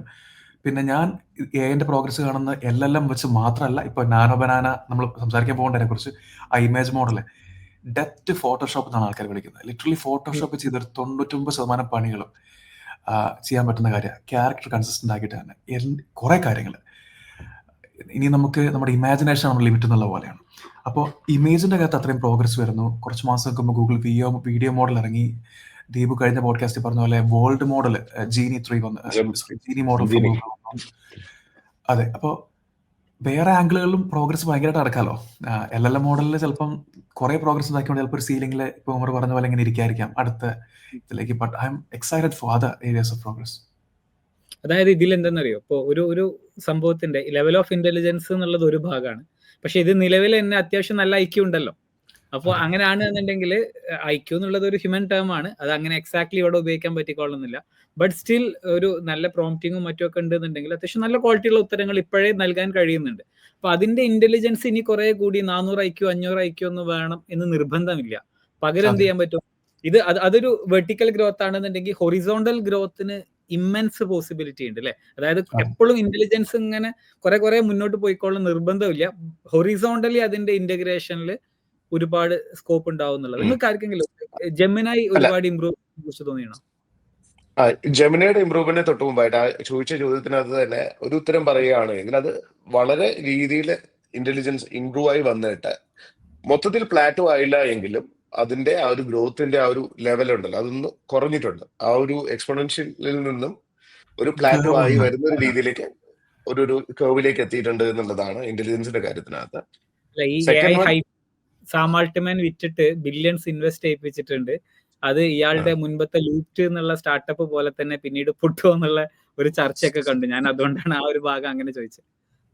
എന്നെയാണോ സൂപ്പർ ഇന്റലിജൻസ് അല്ലെങ്കിൽ ആ ഒരു ഇന്റലിജൻസിലേക്ക് ഇന്നത്തെ കഴിഞ്ഞ നമ്മൾ പറഞ്ഞ പിന്നെ എക്സിസ്റ്റിംഗ് അൽഗോരിതംസ് അല്ലെങ്കിൽ എക്സിസ്റ്റിംഗ് ഡേറ്റ, ഈ കാര്യങ്ങൾ വെച്ചിട്ട് അതിലേക്ക് എത്താനായിട്ട് ഒരിക്കലും സാധിക്കില്ല എന്നുള്ളത് തന്നെയാണ്. But research will progress and and more powerful, more faster. അതിലേക്ക് വരുന്ന ഇന്നോവേഷൻസ് അവിടെ ഉണ്ടാവും എന്നുള്ളതാണ്. അല്ലെങ്കിൽ പുതിയ മോഡലുകൾ, അവിടെയാണ് മാത്തമെറ്റീഷ്യൻസിനും സ്റ്റാറ്റിസ്റ്റിഷ്യൻസിനും കാൽക്കുലസ് അറിയുന്ന ആൾക്കാർക്കും ഒക്കെ ഒരുപാട് പ്രാധാന്യമുള്ള ഒരു വേർഡിലേക്ക് മാറുന്നത്. ദാറ്റ് ഈസ് വേർ ഇന്ത്യക്കും ഒരു പ്രധാനപ്പെട്ട ഒരു പങ്ക് അതിനകത്ത് വഹിക്കാനായിട്ടുള്ളത്. അപ്പോൾ ചോദിച്ച ജെമിനി ആക്ച്വലി സ്പീക്കിംഗ് വളരെ വേഗത്തിൽ അവർ ഒന്ന് മുമ്പിലേക്ക് ഓടി കയറിയിട്ടുണ്ട് എന്ന് തന്നെയാണ്. നേരത്തെ ജിജു അതിനെ കുറിച്ച് കുറച്ചുകൂടി ഡീറ്റെയിൽ ആയിട്ട് സംസാരിക്കുന്നുണ്ട്. ജിജു തന്നെ പറയട്ടെ. അല്ല, ഇത് ചോദിക്കാൻ സ്പെഷ്യൽ റീസൺ ഉണ്ട്. എന്താ വെച്ചാല് ഈ GPT-5 നമ്മൾ വിചാരിച്ച പോലെ ഉത്തരം തരാണ്ടായപ്പോ ഞാൻ ആൾമോസ്റ്റ് ഗ്രോക്കും ജെമിനായും ഒക്കെ പെയ്ഡ് പ്ലാൻസ് ഉപയോഗിക്കുന്നുണ്ട്. അപ്പോ നമ്മൾ അങ്ങനെ ഉണ്ടല്ലോ, ഇവൻ തരുന്നില്ലെങ്കിൽ അടുത്തവൻ എന്നുള്ള രീതിയിൽ സെയിം ചോദ്യം ഇപ്പുറത്ത് ഇട്ട് കൊടുത്തപ്പോ ജെമിനായി ശരിക്കും നെട്ടിക്കുന്നുണ്ട് ഇപ്പൊ. അതായത് ക്വാളിറ്റി ഓഫ് ആൻസേഴ്സ് ഭയങ്കര ഹൈ ആണ്. ഒരു പ്രശ്നമുള്ളത് കൺസിസ്റ്റൻസിയിലാണ്. എന്താ വെച്ചാല് എഗെയിൻ നമുക്ക് ആ ഒരു മെമ്മറി ഫീച്ചർ ഒന്നും ചാറ്റ് GPT-5 പോലെ ഒന്നും നമുക്ക് എന്തില്ല, ആ കൺസിസ്റ്റൻസിക്ക് എത്തിയിട്ടില്ല. ബട്ട് ദെൻ ഇപ്പഴത്തെ കുറച്ച് മോശമാണ്, എഴുത്തിന്റെ കാര്യത്തിൽ കുറച്ച് പുറകോട്ടാണ് ജെമിനായി. അപ്പോ ഈ ഒരു സംഭവം എനിക്ക് ജെമിനൈയിൽ ഫീൽ ചെയ്തു. അപ്പൊ ഞാൻ നിങ്ങൾക്ക് അതുപോലെ ഫീൽ ചെയ്തിട്ടുണ്ടോ എന്നുള്ള ഒരു ഞാനിപ്പോ സങ്കേതം. മൾട്ടിപ്പിൾ മോഡൽ ഉപയോഗിക്കുന്നുണ്ട്. അത് വളരെ നല്ല പോയിന്റ് ആട്ടോ. ഞാനൊരു 1 മാസം മുമ്പ് വരെ ചാറ്റ് GPT മാത്രമായിരുന്നു. ഇപ്പം ഞാൻ മൾട്ടിപ്പിൾ മോഡൽ ഉപയോഗിക്കേണ്ട സിറ്റുവേഷൻ എത്തി. കാര്യം എഴുത്ത് GPT-5 പറഞ്ഞ പോലെ 4.1 പേഴ്സണാലിറ്റി പോയപ്പോഴത്തേക്കും കുറച്ച് എഴുത്തും പുറകോട്ടായി. അപ്പൊ ഞാൻ സോണറ്റ് ഓപ്പസും ഒക്കെയാണ് എഴുത്തിന് ഇപ്പൊ കുറച്ചുകൂടെ ഷെയർ ചെയ്യുന്നത്. പക്ഷെ അവരുടെ ആപ്പ് മോശമായതുകൊണ്ട് പിന്നെ എനിക്ക് അങ്ങനെ ഉപയോഗിക്കാൻ കാര്യമായിട്ട് പറ്റുന്നില്ല. പക്ഷെ ശരിയാ, ലൈക്ക് മോഡലുകൾ പല ക്വാളിറ്റിയിലേക്ക് പോകുന്നുണ്ട്. ഇപ്പം നമ്മുടെ ക്ലോഡ് മൊത്തം കോഡിലേക്ക് ഫോക്കസ് ചെയ്യുന്ന പോലെ പല മോഡലുകൾക്കും പല ഇത് വരുന്നുണ്ട്. ഏതായാലും നിങ്ങൾക്ക് ഓർമ്മ ഉണ്ടോ, 1 വർഷം മുമ്പ് ഗൂഗിളിന്റെ പണ്ടത്തെ എക്സ്-സിഇഒ എറിക് ഷ്മിഡ്റ്റ് ഒരു യൂണിവേഴ്സിറ്റി വെച്ചിട്ട് ഒരു ബോംഷെൽ ഇന്റർവ്യൂ ചെയ്തു. ആ ഇന്റർവ്യൂ എന്നിട്ട് യൂട്യൂബിൽ നിന്നൊക്കെ കുറെ റിമൂവ് ചെയ്തു. പക്ഷെ കുറച്ചൊക്കെ പുറത്തേക്ക് വന്നായിരുന്നു. അതിനകത്ത് പറഞ്ഞതെന്ന് വെച്ചാൽ ഗൂഗിൾ ഭയങ്കര പുറകിലാണ്, അവരുടെ വിഷൻ പോരാ. പുള്ളി വളരെ അപ്സെറ്റ് ആയിട്ട് ടീമിനെ കുറിച്ച്. ഗൂഗിളിന്റെ എക്സ്-സിഇഒ ആൻഡ് വലിയ ഷെയർ ഹോൾഡർ അത് ആലോചിക്കണം. അപ്പോൾ ഗൂഗിളിന്റെ സ്റ്റോക്ക് തരിപ്പണമായിരുന്നു. ഇന്നലത്തെ ആന്റി ട്രസ്റ്റ് പിന്നെ ശേഷം ഇപ്പൊ ഗൂഗിളിന്റെ സ്റ്റോക്ക് ഇന്ന് 10% കയറിയിരിക്കുക കേട്ടോ. വളരെ തിരിച്ചു വന്നുകൊണ്ടിരിക്കുകയാണ്. അപ്പോൾ ആസ് എ കമ്പനി അവർ റീ എനർജൈസ്ഡ് ആണ്. സിഇഒയിലുള്ള പ്രതീക്ഷ വളരെ കൂടി. ഞാൻ നേരത്തെ പറഞ്ഞ nano banana image editing model, ഒരു ഇമേജ് കൊടുത്ത് ലിറ്ററലി ഒരു ഇമേജ്, ഞാനിപ്പം നിങ്ങളെ കാണുന്ന ഒരു ഇമേജ് ഫോട്ടോ ഈ സ്ക്രീൻഷോട്ട് എടുത്തിട്ട് നിങ്ങളുടെ പുറകിൽ നിന്നുള്ള വ്യൂ തരാൻ പറഞ്ഞവരെ കൺസിസ്റ്റന്റ് ആയിട്ട് തരുന്നത്. ലൈക്ക് ഇതെന്തൊരു, ഇറ്റ്സ് ലൈക്ക് ഇന്റലിജൻസ് പ്ലസ് വേറെന്തോ ഒരു വേൾഡ് മോഡലിന്റെ അവർ ഇമേജ് എഡിറ്റിംഗ് ടൂൾ എന്ന് പറഞ്ഞ് ഇറക്കിയ പോലെ ഉണ്ട്. It's more than image editing tool. എന്തോ ഒരു മറച്ചു വെച്ചിരിക്കുന്ന പോലെ എനിക്ക് ഫീൽ ചെയ്യുന്നുണ്ട്. അതിന്റെ പുറകിൽ എന്തോ കാര്യമായിട്ടുണ്ട് അത്. സോ അത് ഇറങ്ങി, ഗൂഗിൾ ട്രാൻസ്ലേഷന്റെ ലൈവ് ട്രാൻസ്ലേഷൻ ഇറങ്ങി, വിച്ച് ഇസ് ക്രേസി. കാര്യം അത് one of the most used application ആണ്. അപ്പോൾ റിയൽ വേൾഡ് യൂസ് വളരെ ബെറ്റർ ആകുമ്പോൾ ലാംഗ്വേജ് ലേണിംഗ് വരാൻ പോകുന്നതിനകത്തേക്ക് അപ്പോൾ ഗൂഗിൾ ഒരു ലിറ്ററൽ ഒരു യൂ ടേൺ അടിച്ചു കഴിഞ്ഞ വർഷത്തിൽ. ഈ ലൈവ് ട്രാൻസ്ലേഷൻ ഒക്കെ വന്നാലേ ഇതിന്റെ ഒരു സെക്കൻഡ് ഓർഡർ എഫക്ട് പറയട്ടെ. ഇവിടെ സ്പോക്കൺ ഇംഗ്ലീഷ് ക്ലാസ്സുകളൊക്കെ എന്തായിരിക്കാം അതിന്റെ ഭാവി? ഒരു സെക്കൻഡ് ഓർഡർ എഫക്ട് ആണല്ലോ. അത് ഞാൻ തമാശ രൂപത്തിൽ പറഞ്ഞിട്ട്, ലൈക്ക് ഹ്യൂമൻസ് സ്കില്ല് അച്ചീവ് ചെയ്യുന്നതിനെയോ നമ്മൾ മസിൽസ് ഡെവലപ്പ് ചെയ്യുന്നതിനെയോ കുറയ്ക്കേണ്ട. അപ്പൊ നമ്മളെക്കാളും വെയിറ്റ് ലിഫ്റ്റ് ചെയ്യാൻ കഴിയുന്ന മെഷീൻസ് ഇവിടെ ഉണ്ടല്ലോ. സ്റ്റിൽ നമ്മൾ ജിമ്മിൽ പോയിട്ട് പിന്നെ പൊങ്ങാത്ത വെയിറ്റ് എടുത്തിട്ട് മസിൽസ് ഡെവലപ്പ് ചെയ്യുന്നില്ല. നമ്മൾ ഡെവലപ്പ് ചെയ്യുന്നതിന്റെ ഒരു ഡിഫറെന്റ് പെർസ്പെക്റ്റീവ് ആണ്. ബട്ട് ദെൻ ഒരു ജനറൽ യൂസ് കേസുകളിൽ നിർബന്ധിത സാഹചര്യങ്ങളിലൊക്കെ നമുക്ക് എന്ത് ചെയ്യാൻ പറ്റും, ആ ടൂളിന് ഒരുപാട് പ്രാക്ടിക്കാലിറ്റി ഉണ്ടാവും. മറ്റേത് ഭാഷ നന്നായി കൈകാര്യം ചെയ്യാൻ പറയേണ്ടത് ഒരു കോൺഫിഡൻസും കൂടിയല്ലേ. അത് ശരിക്ക് എന്താ പറയാ, എത്ര പേരായിരിക്കും ഇങ്ങനെ സ്പോക്കൺ ഇംഗ്ലീഷ് ക്ലാസ്സിന് പോകുന്നത്? Let's put a number of percentage on that. ആഗ്രഹമുള്ളതിൽ 1% ആൾക്കാർ പോകുന്നുണ്ടെങ്കിൽ ഇനി ആഗ്രഹമുള്ള 50% ആൾക്കാർക്ക് ഒരു ആപ്പ് തുറന്ന് നോക്കാലോ. അപ്പൊ ഇത്രയും ആക്സസിബിലിറ്റി കൂടി കൂടുതൽ ആൾക്കാർക്ക് അത് പറ്റില്ല ചെയ്യുന്നത്. ഉമർ പറഞ്ഞ പോയിന്റിൽ തന്നെ ഇപ്പൊ കുറെ ലാംഗ്വേജ് ലേണിംഗും ആക്സെന്റ് ട്രെയിനിങ് ആലോചിച്ച് നോക്കണം. എങ്ങനെ ഒരാളുടെ ആക്സെന്റ് ഒക്കെ മനസ്സിലാക്കാൻ മാത്രമേ ഒരു ആപ്പ് എടുത്തിട്ട് ബോൾഡ് വോയിസ് എന്ന് പറഞ്ഞൊരു ആപ്പ് ഈ അടുത്ത് ട്രൈ ചെയ്തത്. ലിറ്ററലി എന്നോട് പറഞ്ഞു തന്നെ എനിക്ക് ആ മലയാളത്തിന്റെ ആ ഒരു ചിന്റ് ഓഫ് ആക്സെന്റ് ഉണ്ടെന്നൊക്കെയുള്ള. സോ അത്രയും മനസ്സിലാക്കി പറഞ്ഞു തരാൻ ചിലപ്പോൾ ഒരു ടീച്ചർ പോലും ഇപ്പൊ പറ്റില്ലായിരിക്കും. സോ റൈറ്റ്, എന്നെ ട്രെയിൻ ചെയ്യുക, എന്നെ ഇംപ്രൂവ് ചെയ്യുക, എങ്ങനെ എന്റെ വൊക്കാബുലറി ഇംപ്രൂവ് ചെയ്യുക, വളരെ പേഴ്സണലൈസ്ഡ് കിട്ടുകയല്ലേ. അല്ല, അപ്പൊ നമ്മൾ പറഞ്ഞത് ജെമിനായി ഇംപ്രൂവ് ആയിട്ടുണ്ട് ഇല്ലയോ എന്നുള്ള ഭാഗത്തിനെ കുറിച്ചായിരുന്നു. ജെമിനായി ലൈക്ക് ഗൂഗിൾ ഒരു സ്യൂട്ട് ഓഫ് പ്രൊഡക്ട്സ് കൊണ്ടുവന്നിട്ട് ഈ ഇൻഡസ്ട്രി ഓൺ ചെയ്യാനുള്ള തയ്യാറെടുപ്പിലാണ് എന്നുള്ളതാ. ഗൂഗിൾ തകർക്കാനുള്ള എല്ലാ ചാൻസും പണ്ടേ ഉണ്ടായിരുന്നു. അത് പേടിച്ചിട്ടാണല്ലോ ഇലോൺ മസ്ക് ഒക്കെ ഈ പണിക്കിറങ്ങിയത്, ഓപ്പൺ AI ഉണ്ടാക്കിയതും ഓപ്പൺ ആക്കണം എന്ന് വിചാരിച്ചതും പിന്നെ ഓബിയസ്ലി അത് ഓപ്പൺ ആക്കാതെ വെച്ചതൊക്കെ. ഒരിടയ്ക്ക് വിചാരിച്ചു അവരെ ചെയ്യില്ല എന്ന്, പക്ഷെ ഇപ്പൊ ചെയ്യുന്നതായിട്ടാണ് എനിക്ക് തോന്നുന്നത്. 1 വർഷമായിട്ട് ഇപ്പോൾ അവര് തകർക്കുന്നുണ്ട് ആക്ച്വലി. ഞാനേ ഒരു പുസ്തകം വായിക്കണ്ട ഇതിനെ ബേസ് ചെയ്തിട്ട്. എന്താ വെച്ചാല് ഞാൻ റെഗുലർ ആയിട്ട് വായിക്കുന്ന ഒരു ജേർണലിസ്റ്റ് ഉണ്ട്, ഒരു പാമി ഓൾസൺ എന്ന് പറഞ്ഞിട്ട്. പുള്ളിക്കാരി സുപ്രീമസി എന്ന് പറഞ്ഞിട്ട് ഒരു പുസ്തകം എഴുതിയിട്ടുണ്ട്. ലാസ്റ്റ് ഇയറിൽ ഇറങ്ങിയതാ, കഴിഞ്ഞ വർഷത്തിൽ. അപ്പൊ ചാറ്റ് GPT-യുടെ ഒക്കെ ഒറിജിനിലേക്ക് നയിച്ചിട്ടുള്ള കാരണങ്ങളൊക്കെ പുള്ളിക്കാരി അതിലിങ്ങനെ പ്ലോട്ട് ചെയ്യുന്നുണ്ട്. അപ്പൊ അതിൽ ഒരു ഇൻട്രസ്റ്റിംഗ് പെർസ്പെക്റ്റീവ് എന്താ വെച്ചാൽ, ആ പുസ്തകത്തിൽ ഞാൻ പകുതിയെ വായിച്ചിട്ടുള്ളൂ, ഫുള്ളി കഴിഞ്ഞിട്ടില്ല. അപ്പൊ ആ ഒരു ഫസ്റ്റ് ഹാഫിൽ നമുക്ക് 2 ചീഫ് പ്രൊട്ടഗോണിസ്റ്റുകളെ കാണാം. ഒന്ന് ഡെമിസ് ഹസാബിസ് ആണ്, ഒന്ന് സാം ആൾട്ട്മാൻ ആണ്. അപ്പോൾ ഈ ശരിക്ക് ഈ AI റിസർച്ച് ഒക്കെ ഒരു കാലത്ത് ഇങ്ങനെ ഒരു AI വിൻഡർ എന്ന് പറയുന്ന ഒരു സ്റ്റേറ്റിലൊക്കെ നിൽക്കുന്ന പോയിന്റ് എന്ന് ലൈക്ക് എനിക്ക് തോന്നുന്നു AIന്റെ ഒരു ഒറിജിൻ പറയുന്നത് കുറച്ചും കൂടെ നന്നായിരിക്കും. കാരണം എന്താ വെച്ചാൽ ഞാൻ അതിനെ കുറിച്ചിട്ട് ഞാൻ ഒരു പുസ്തകമൊക്കെ എഴുതാൻ വേണ്ടിയിട്ട് കുറെ റിസർച്ച് ചെയ്തിരുന്നു. അപ്പൊ ഒരു ബേസിക് AI എന്ന് പറഞ്ഞാൽ എന്താണോ ഹ്യൂമൻസിന്റെ തോട്ട് പ്രോസസ്സിനെ റൂൾ ബേസ്ഡ് ആക്കാൻ പറ്റിയാൽ. നിങ്ങൾ മലയാളത്തിലാണോ എഴുതുന്ന പുസ്തകം? Sorry to interrupt. മലയാളത്തിലാണോ എഴുതുന്നത്? ആണെങ്കിൽ നിങ്ങൾ ഓഡിയോ ബുക്ക് കൂടെ റെക്കോർഡ് ചെയ്തിരുന്നാൽ പൊളിക്കും കേട്ടോ. ഞാൻ നോക്കുമ്പോൾ മലയാളത്തിലെ ബുക്കുകൾക്ക് ഓഡിയോ വേർഷൻ ഇല്ല. ഞാനാണ് ഫുൾ ഓഡിയോ ബുക്ക് കേൾക്കുന്നത്. അല്ലേ, കുറവല്ലേ? നല്ല നിങ്ങളുടെ വോയിസ് തന്നെ ചെയ്തിട്ട അടിപൊളിയാവും ഓഡിബിളിലോ. മലയാളം അത്ര നന്നായിക്കൊള്ളണമെന്നില്ല, പക്ഷേ മലയാളത്തിൽ എഴുതാൻ ഞാൻ ശ്രമിക്കാം. പറയുന്നത് ഞാൻ തന്നെ ആവണം എന്നില്ല. വേറെ ആരെങ്കിലും. അപ്പൊ ഇതില് ഈ റൂൾ ബേസ്ഡ്, അതായത് നമ്മുടെ എന്ത് ചിന്തയെയും നമ്മളൊരു ഡിസിഷൻ മേക്കിങ്ങിനെ ഒരുപാട് റൂൾസിലേക്ക് മാറ്റാൻ പറ്റിയാൽ, ഇപ്പൊ നമ്മുടെയൊക്കെ ബ്രെയിൻ ഒരു ടൂറിംഗ് മെഷീൻ ആണെന്ന് പറഞ്ഞിട്ട് ബേസിക്കലി അത് ഇത്ര നമ്പർ ഓഫ് റൂൾസ് നമുക്ക് ഇപ്പോൾ പ്രോപ്പർലി റൂൾസ് ഡിഫൈൻ ചെയ്യാൻ പറ്റി കഴിഞ്ഞാൽ നമുക്ക് എന്ത് കാര്യത്തെയും നമുക്ക് എന്ത് ചെയ്യാൻ പറ്റും, AI-ക്ക് സിമുലേറ്റ് ചെയ്യാൻ പറ്റും അല്ലെങ്കിൽ റെപ്ലിക്കേറ്റ് ചെയ്യാൻ പറ്റും എന്ന് പറയുന്ന സാധനം ഉണ്ടല്ലോ. അതിന്റെ പിന്നെ രണ്ട് എന്താ പറയുക ക്യാമ്പ്സ് ഉണ്ടായിരുന്നു. ഒന്ന് ഈ റൂൾ ഉണ്ടാക്കുന്ന ടീം, രണ്ടാമത്തെ ഈ ഡാറ്റാ ബേസ്ഡ് ഡീപ് തിങ്കിങ് അല്ലെങ്കിൽ ആ ഒരു ഡീപ്പ് ലേണിംഗ് മോഡൽ എന്ന് പറഞ്ഞിട്ട്. അപ്പൊ ഈ ഡെമിസ് ഹസാബിസ് ശരിക്കും ഈ രണ്ടാമത്തെ ഗ്യാങ്ങിന്റെ ആളാണ്. ബേസിക്കലി ഈ ഡാറ്റാ ബേസ്ഡ് ടീമിന്റെ ആളാണ്. എന്നിട്ട് ഇയാൾ ഡീപ്പ് മൈൻഡ് ഉണ്ടാക്കുന്നു. എന്നിട്ട് ആദ്യം നമ്മൾ ഇന്റലിജൻസ് ഉണ്ടാക്കുന്നു, പിന്നെ ആ ഇന്റലിജൻസ് ലോകത്തുള്ള പ്രോബ്ലംസിനെ മുഴുവൻ സോൾവ് ചെയ്യുന്നു എന്ന് പറഞ്ഞിട്ട് ആ ഒരു തോട്ടൊക്കെ ഇയാൾ കൊണ്ടുവരുന്നു. അങ്ങനെ പറഞ്ഞിട്ട് ശരിക്കും ആ പുസ്തകത്തില് ഇവരെ രണ്ടുപേരെയും തമ്മിൽ ഫൈറ്റ് ചെയ്യിപ്പിക്കുന്നുണ്ട്. അപ്പോ ഡെമിസ് ഹസാബിസ് ഒന്നും അല്ലാതിരുന്ന ഒരു പോയിന്റ്, എനിക്ക് അയാൾ ബ്രിട്ടീഷ് ആണ് അല്ലെ. ഇയാൾ എന്നിട്ട് എന്താ പറയാ ഫണ്ടിങ് നേടുന്നു, പീറ്റർ തീലിന്റെ അടുത്ത് ഫണ്ടിങ് നേടുന്നു, പിന്നെ ഇലോൺ മസ്കിനെ പരിചയപ്പെടുന്നു, അയാളുടെ കയ്യിൽ നിന്നും ഫണ്ടിങ് കിട്ടുന്നു, പിന്നെ ഇലോൺ മസ്ക് അതിനെ ഫർദർ ഫണ്ട് ചെയ്യാന്ന് പറയുന്നു, കൈൻഡ് ഓഫ് എന്താ പറയാ ടെസ്ലയുടെ സ്റ്റോക്ക് ഒക്കെ കൊടുത്തിട്ട് ഫണ്ട് ചെയ്യാന്ന് പറയുന്നു. അപ്പോ പിന്നെ മസ്കിന് ഇവരും തമ്മിൽ ചേർന്ന് പോയില്ല. ഇയാൾ ഗൂഗിളിന്റെ അടുത്ത് പോകുന്നു, പക്ഷെ ഗൂഗിളും ഇയാളെ സീരിയസ് ആയിട്ട് എടുത്തില്ല. കാരണം ഗൂഗിളിന് അന്ന് വളരെ ക്ലിയർ ആയിട്ട് ഒരു റവന്യൂ സ്ട്രീം വരുന്നുണ്ടായിരുന്നു. പക്ഷേ പാരലലി ഇയാളുടെ സിസ്റ്റംസ് ഓരോ എബിലിറ്റി ഒക്കെ അച്ചീവ് ചെയ്യാൻ തുടങ്ങിയപ്പോൾ ഇവരെ ഒരു സെപ്പറേറ്റ് ഡിവിഷൻ ആക്കിയിട്ട് ഡീപ് മൈൻഡിന് ഓൺ റിസോഴ്സസും ഓൺ സിസ്റ്റംസ് ഒക്കെ കൊടുത്തു. പിന്നെ അവരുടെ റിസർച്ച് പേപ്പറുകളും മറ്റുമൊക്കെ ഭയങ്കര ചലനങ്ങൾ ഉണ്ടാക്കാൻ തുടങ്ങി. പക്ഷേ പാരലലി ഈ ഡീപ് മൈൻഡിന്റെ പ്രവർത്തനങ്ങൾ വാച്ച് ചെയ്തിട്ട് ഇത് ആ സ്റ്റോറിയിലെ ലൈനിട്ടാ ഞാൻ പറയുന്നത്.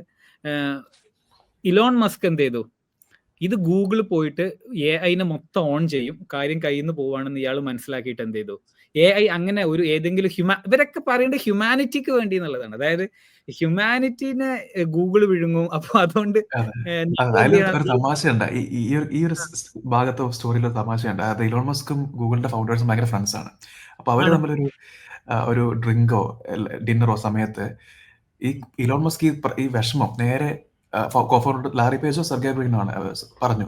അതായത് ലാറി പേജ് ആണെന്ന് തോന്നുന്നു. അപ്പൊ ഇത്രയും പ്രശ്നം ഉണ്ടാക്കാൻ പോവാണല്ലോ, ലൈക്ക് ഗൂഗിളിൽ നിന്ന് കുറച്ച് കുറയ്ക്കണം, ഗൂഗിളിനകത്ത് വർക്ക് പുറകോട്ട് നിൽക്കണം എന്ന് പറഞ്ഞപ്പോ അപ്പൊ ലാറി പേജ് പറഞ്ഞു, ഇലോൺ മസ്കിന്റെ പോയിന്റ് നമ്മളെക്കാളും പവർഫുൾ ആയിട്ട് AI വരാൻ പോവാണ്, കമ്പ്യൂട്ടേഴ്സ് നമ്മളെക്കാൾ ഇന്റലിജന്റ് ആകാൻ പോവാണെന്ന് പറഞ്ഞപ്പോൾ ലാറി പേജ് തിരിച്ചു പറഞ്ഞു, നിങ്ങൾ ഇങ്ങനെ സ്പീഷീസ്റ്റ് ആവരുത്, അതായത് മനുഷ്യന്മാരെ നിങ്ങൾ എന്തുകൊണ്ടാണ് നിങ്ങൾ AI-നേക്കാളും മോളി കാണുന്നത് എന്ന് പറഞ്ഞിട്ട് റേസിസ്റ്റ് പോലെ സ്പീഷീസ്റ്റ് ആവരുന്ന്. അല്ല, ഇത് അതിന്റെ അപ്പുറത്തെ ഭാഗമുണ്ട്. അപ്പോഴാണ് ഇലോൺ മസ്ക് കുരുപൊട്ടിയതെന്നാണ് പറയുന്നത്.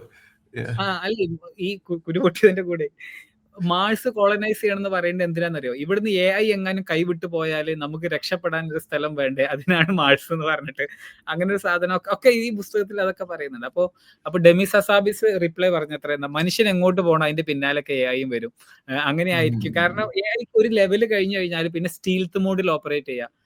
എന്താ വെച്ചാല് സ്റ്റീൽത്ത് മോഡിലായി കഴിഞ്ഞാൽ ഹ്യൂമൻസിന്റെ മുൻപിൽ ഇങ്ങനെ താണ് കേണ് നിൽക്കാം, മറ്റേ സിനിമയിൽ വില്ലൻ കാണിക്കുന്ന പോലെ എന്താ പറയാ ഇപ്പുറത്ത് താണ് കേണ് നിൽക്കാം, പക്ഷെ അപ്പുറത്ത് പോയിട്ട് എന്ത് ചെയ്യാം, AI can do their own things. കാരണം അവരുടെ ഭാഷയിൽ സംസാരിക്കുക, അവരുടെ ഭാഷയിൽ AI-ക്ക് ഒരു യൂണിയൻ, ഇപ്പൊ നമ്മൾ കഴിഞ്ഞ മീറ്റിംഗിൽ പറഞ്ഞിരുന്ന പോലെ ഒരു സ്വാം ഓഫ് AI ഏജൻസ് എന്നൊക്കെ പറയുന്ന പോലത്തെ ഒരു സിസ്റ്റം ഒക്കെ ഉണ്ടാവാം.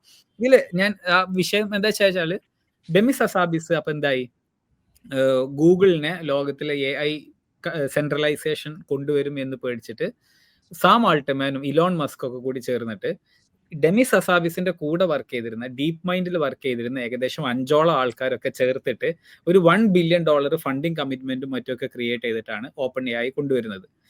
എന്നിട്ട് ഇവർ ശരിക്ക് ഇതിന്റെ ഐറണി തുടങ്ങുന്ന അതാണ്, അതായത് ഗൂഗിളിന്റെ സെയിം റിസർച്ച് പേപ്പർ എടുത്തിട്ടാണ് ഇവര് ഈ സംഭവം ചെയ്തത് എന്നുള്ളതും. സാം ആൾട്ട്മാൻ ബേസിക്കലി അന്ന് ഒരു ഭയങ്കര വിഷണറി CEO ആണ്. ഈ പറഞ്ഞ പോലെ ഇവര് ഹ്യൂമാനിറ്റിയെ രക്ഷപ്പെടുത്തുകയാണ്. അങ്ങനെ അതിന്റെ ഒരു കൾമിനേഷൻ ആവാം ഒരുപക്ഷെ നമ്മൾ കഴിഞ്ഞ തവണ പറഞ്ഞ പോലെ സാം ആൾട്ട്മാൻ ChatGPT എല്ലാവർക്കും തുറന്നു കൊടുത്തത് എന്നുള്ള ഒരു സാധനമൊക്കെ പറയുന്നുണ്ട്. എന്താ ദിവസേട്ടൻ പറഞ്ഞത്? ആ ഒരു കഥയുടെ ഇടയിൽ ഇന്ത്യക്ക് വളരെ ഇമ്പോർട്ടന്റ് ആയിട്ടുള്ള ഒരു പോയിന്റ് കൂടി ഉണ്ട്. അതുകൊണ്ട് കഴിഞ്ഞ പറഞ്ഞൊന്നും അറിയില്ല. കാര്യം ഈ $1 ബില്യൺ അത് റേസ് ചെയ്തതിനകത്ത് Infosys was one of the major investor. അന്ന് ഉം, ആ പൈസ ഇട്ടതിന്റെ കൂട്ടത്തിനകത്ത് ആ when Vishal Shikha was leading Infosys, okay ഇന്ത്യക്ക് ഭയങ്കര അഡ്വാൻറ്റേജ് ആയിട്ട് മാറിയിട്ടിരുന്ന ഒരു കാര്യമായിരുന്നു. Because they were one of the lead ആ ഒരു ഇൻവെസ്റ്റ്മെന്റിനകത്ത് ഭാഗമായിരുന്നു. പക്ഷേ ഇവൻച്വലി വിശാൽ ശിഖയ്ക്ക് ഇൻഫോസിന് പുറത്തേക്ക് പോകേണ്ടി വരികയും ഈ ഓപ്പൺ ഐ ഫോർ പ്രോഫിറ്റിലേക്ക് മാറുന്ന സമയത്ത് there was nobody to negotiate, അല്ലെങ്കിൽ അതിനകത്ത് ആ ഒരു അതിന്റെ ഭാഗത്തുനിന്ന് പുറത്തേക്കായി പോവുകയും ചെയ്തു എന്നുള്ളതാണ്. ഇന്ന് മൈക്രോസോഫ്റ്റ് ആണത് കൂടുതലും ഇതിലേക്ക് വന്നിട്ടുണ്ട് എങ്കിൽ ശരിക്കും ഇന്ത്യ ഞാൻ കെയൂർ പട്ടേലുമായിട്ടുള്ള മീറ്റിംഗിനകത്ത് കെയൂർ അന്ന് ഭയങ്കര ഫ്രസ്ട്രേഷനോടുകൂടി പറഞ്ഞ ഒരു കാര്യം അതായിരുന്നു. അതായത് ഇന്ത്യക്ക് ഒരു ഭയങ്കര അഡ്വാൻറ്റേജ് ആയിട്ട് ഉണ്ടാകുന്ന ഒരു കാര്യമായിരുന്നു ആ ഓപ്പൺ ഐ ഇൻവെസ്റ്റ്മെന്റ്. ബട്ട് നമ്മുടെ എക്കോസിസ്റ്റത്തിനകത്ത് സർവീസ് ഇൻഡസ്ട്രി അല്ലെങ്കിൽ നമുക്ക് ഇമീഡിയറ്റ്ലി വരുമാനം വരുന്ന ഒരു സാധനമല്ല എങ്കിൽ അത് തെറ്റാണ് എന്ന് പറയുന്ന ഒരു കാഴ്ചപ്പാടുണ്ടല്ലോ. That actually made that loss എന്നാണ്. അതെല്ലായിടത്തും ഇല്ലേ? എല്ലാ പബ്ലിക് കമ്പനീസും ശരിക്കും പറഞ്ഞാൽ പ്രഷർ ഉണ്ടല്ലോ, ഈ ചെലവ് കൂടുമ്പോൾ ഇതാക്കുന്നത്. അപ്പോൾ നട്ടലുള്ള സിഇഒസ് അതിനെ അഗെയിൻസ്റ്റ് നിൽക്കുന്നവരുണ്ടാവണം. ഇപ്പൊ മെറ്റ ഇൻവെസ്റ്റ് ചെയ്യുന്ന ഇത്രയും കാര്യമായിട്ട് കാണിക്കാൻ റവന്യൂ ഇല്ല. സക്കബർഗിന് എപ്പോഴും പുഷ് ബാക്ക് കിട്ടുന്നുണ്ട്. ഇപ്പൊ നിങ്ങൾ മാർക്ക് സക്കബർഗ് എന്ന് ഗൂഗിൾ ന്യൂസിൽ അടിച്ചു നോക്കി കഴിഞ്ഞാൽ നെഗറ്റീവ് ആർട്ടിക്കിൾസ് ആയിരിക്കും കൂടുതൽ ഉണ്ടാവുക. പക്ഷെ വിൻ ചെയ്യുമ്പോൾ പോസിറ്റീവ് ആയിരിക്കും. പക്ഷെ അദ്ദേഹം ചെയ്യുന്നത് ഈ നേരത്തെയുള്ള ബെറ്റ് സഹിച്ച ആ ഒരു ഇതിലൂടെ പോവാണല്ലോ ചെയ്യുന്നത്. അങ്ങനെ ചെയ്യുന്ന ഫൗണ്ടേഴ്സ് ഉണ്ടാവണ്ടേ, അങ്ങനെ ചെയ്യുന്ന ഗവൺമെന്റ്സ് ഉണ്ടാവണ്ടേ. തൽക്കാലത്തേക്കുള്ള നെഗറ്റീവ് ബാക്ക്ലാഷ് സഹിച്ച് അതിനുള്ള ദീർഘവീക്ഷണത്തിൽ ഇൻവെസ്റ്റ് ചെയ്യാനും അപ്പോൾ ബാക്ക്ലാഷ് എടുക്കാനുള്ളൊരു അത് സിലിക്കൺ വാലിയിലെ പെക്യൂലിയർ ആയിട്ടുള്ള മറ്റേ ഒരു ഷെയർ സ്ട്രക്ചർ ഒക്കെ ഉണ്ടല്ലോ, രണ്ട് കൈൻഡ് ഓഫ് ഷെയർസ്. അതായത് വോട്ടിംഗ് ഉള്ള ഷെയറും അതല്ല ഓണർഷിപ്പ് മാത്രമുള്ള ഷെയറും. അപ്പൊ ഇതില് ഈ ചങ്ങാതിക്ക് വോട്ടിംഗ് ഷെയർ ഇഷ്ടം പോലെ ഉള്ളത് കൊണ്ട് അത് ചിലപ്പോ പോസിറ്റീവായിട്ട് വന്നിട്ടുള്ള കാര്യങ്ങളുണ്ട്. ഇപ്പൊ വാട്സപ്പിന് 19 ബില്യൺ വാങ്ങുന്നത്, ഇൻസ്റ്റാഗ്രാമിന് 1 ബില്യൺ കൊടുത്ത് വാങ്ങുന്നത്, ഇതൊക്കെ അവർക്ക് പോസിറ്റീവായി. പക്ഷെ 10 ബില്യന്റെ മേലെ അവർ ഇൻവെസ്റ്റ് ചെയ്ത വിർച്വൽ റിയാലിറ്റി മെറ്റാവേഴ്സ് എന്ന് പറഞ്ഞിട്ടുള്ള പ്രോജക്ട് ശരിക്ക് പിന്നീട് ഇപ്പൊ എന്താണ് അവസ്ഥ എന്നുള്ളത് അറിയാൻ പാടില്ല. അത് ശരിയാവില്ല, നമുക്ക് കുഴപ്പമില്ലെന്ന് പറയുന്ന പോലെ ആ ഒരു ഇതാണല്ലോ ലോകത്തിന്റെ. ഉറപ്പായിട്ടൊന്നും പറയാൻ പറ്റില്ല. പക്ഷെ ഒരു ചാർട്ട് ഈ അടുത്ത് ഞാൻ കണ്ടത് S&P 500 ഫൗണ്ടർ ലെഡ് ആയിട്ടുള്ള കമ്പനികൾ ഇപ്പോൾ ഉള്ളവരുടെ ഗ്രോത്തും വേഴ്സസ് നോട്ട് വേറെ പിന്നീട് വന്ന സിഇഒ ലെഡ് കമ്പനിയുടെ ഗ്രോത്ത് നമ്മുടെ ഡിഫറൻസ്. ഫൗണ്ടർ ലെഡ് കമ്പനീസ് ആണ് വളരെ വ്യത്യാസത്തില് ഭയങ്കര വ്യത്യാസത്തിൽ മുമ്പോട്ട് നിൽക്കുന്നത്. അല്ല, അതിനകത്തൊരു പോയിന്റ് എന്ന് പറയുന്നത് ആസ് എ സിഇഒയുടെ ഉത്തരവാദിത്തം ഷെയർ ഹോൾഡർ വാല്യൂ മാക്സിമൈസ് ചെയ്യുക എന്നുള്ളതാണ് പ്രൈമറി റെസ്പോൺസിബിലിറ്റി.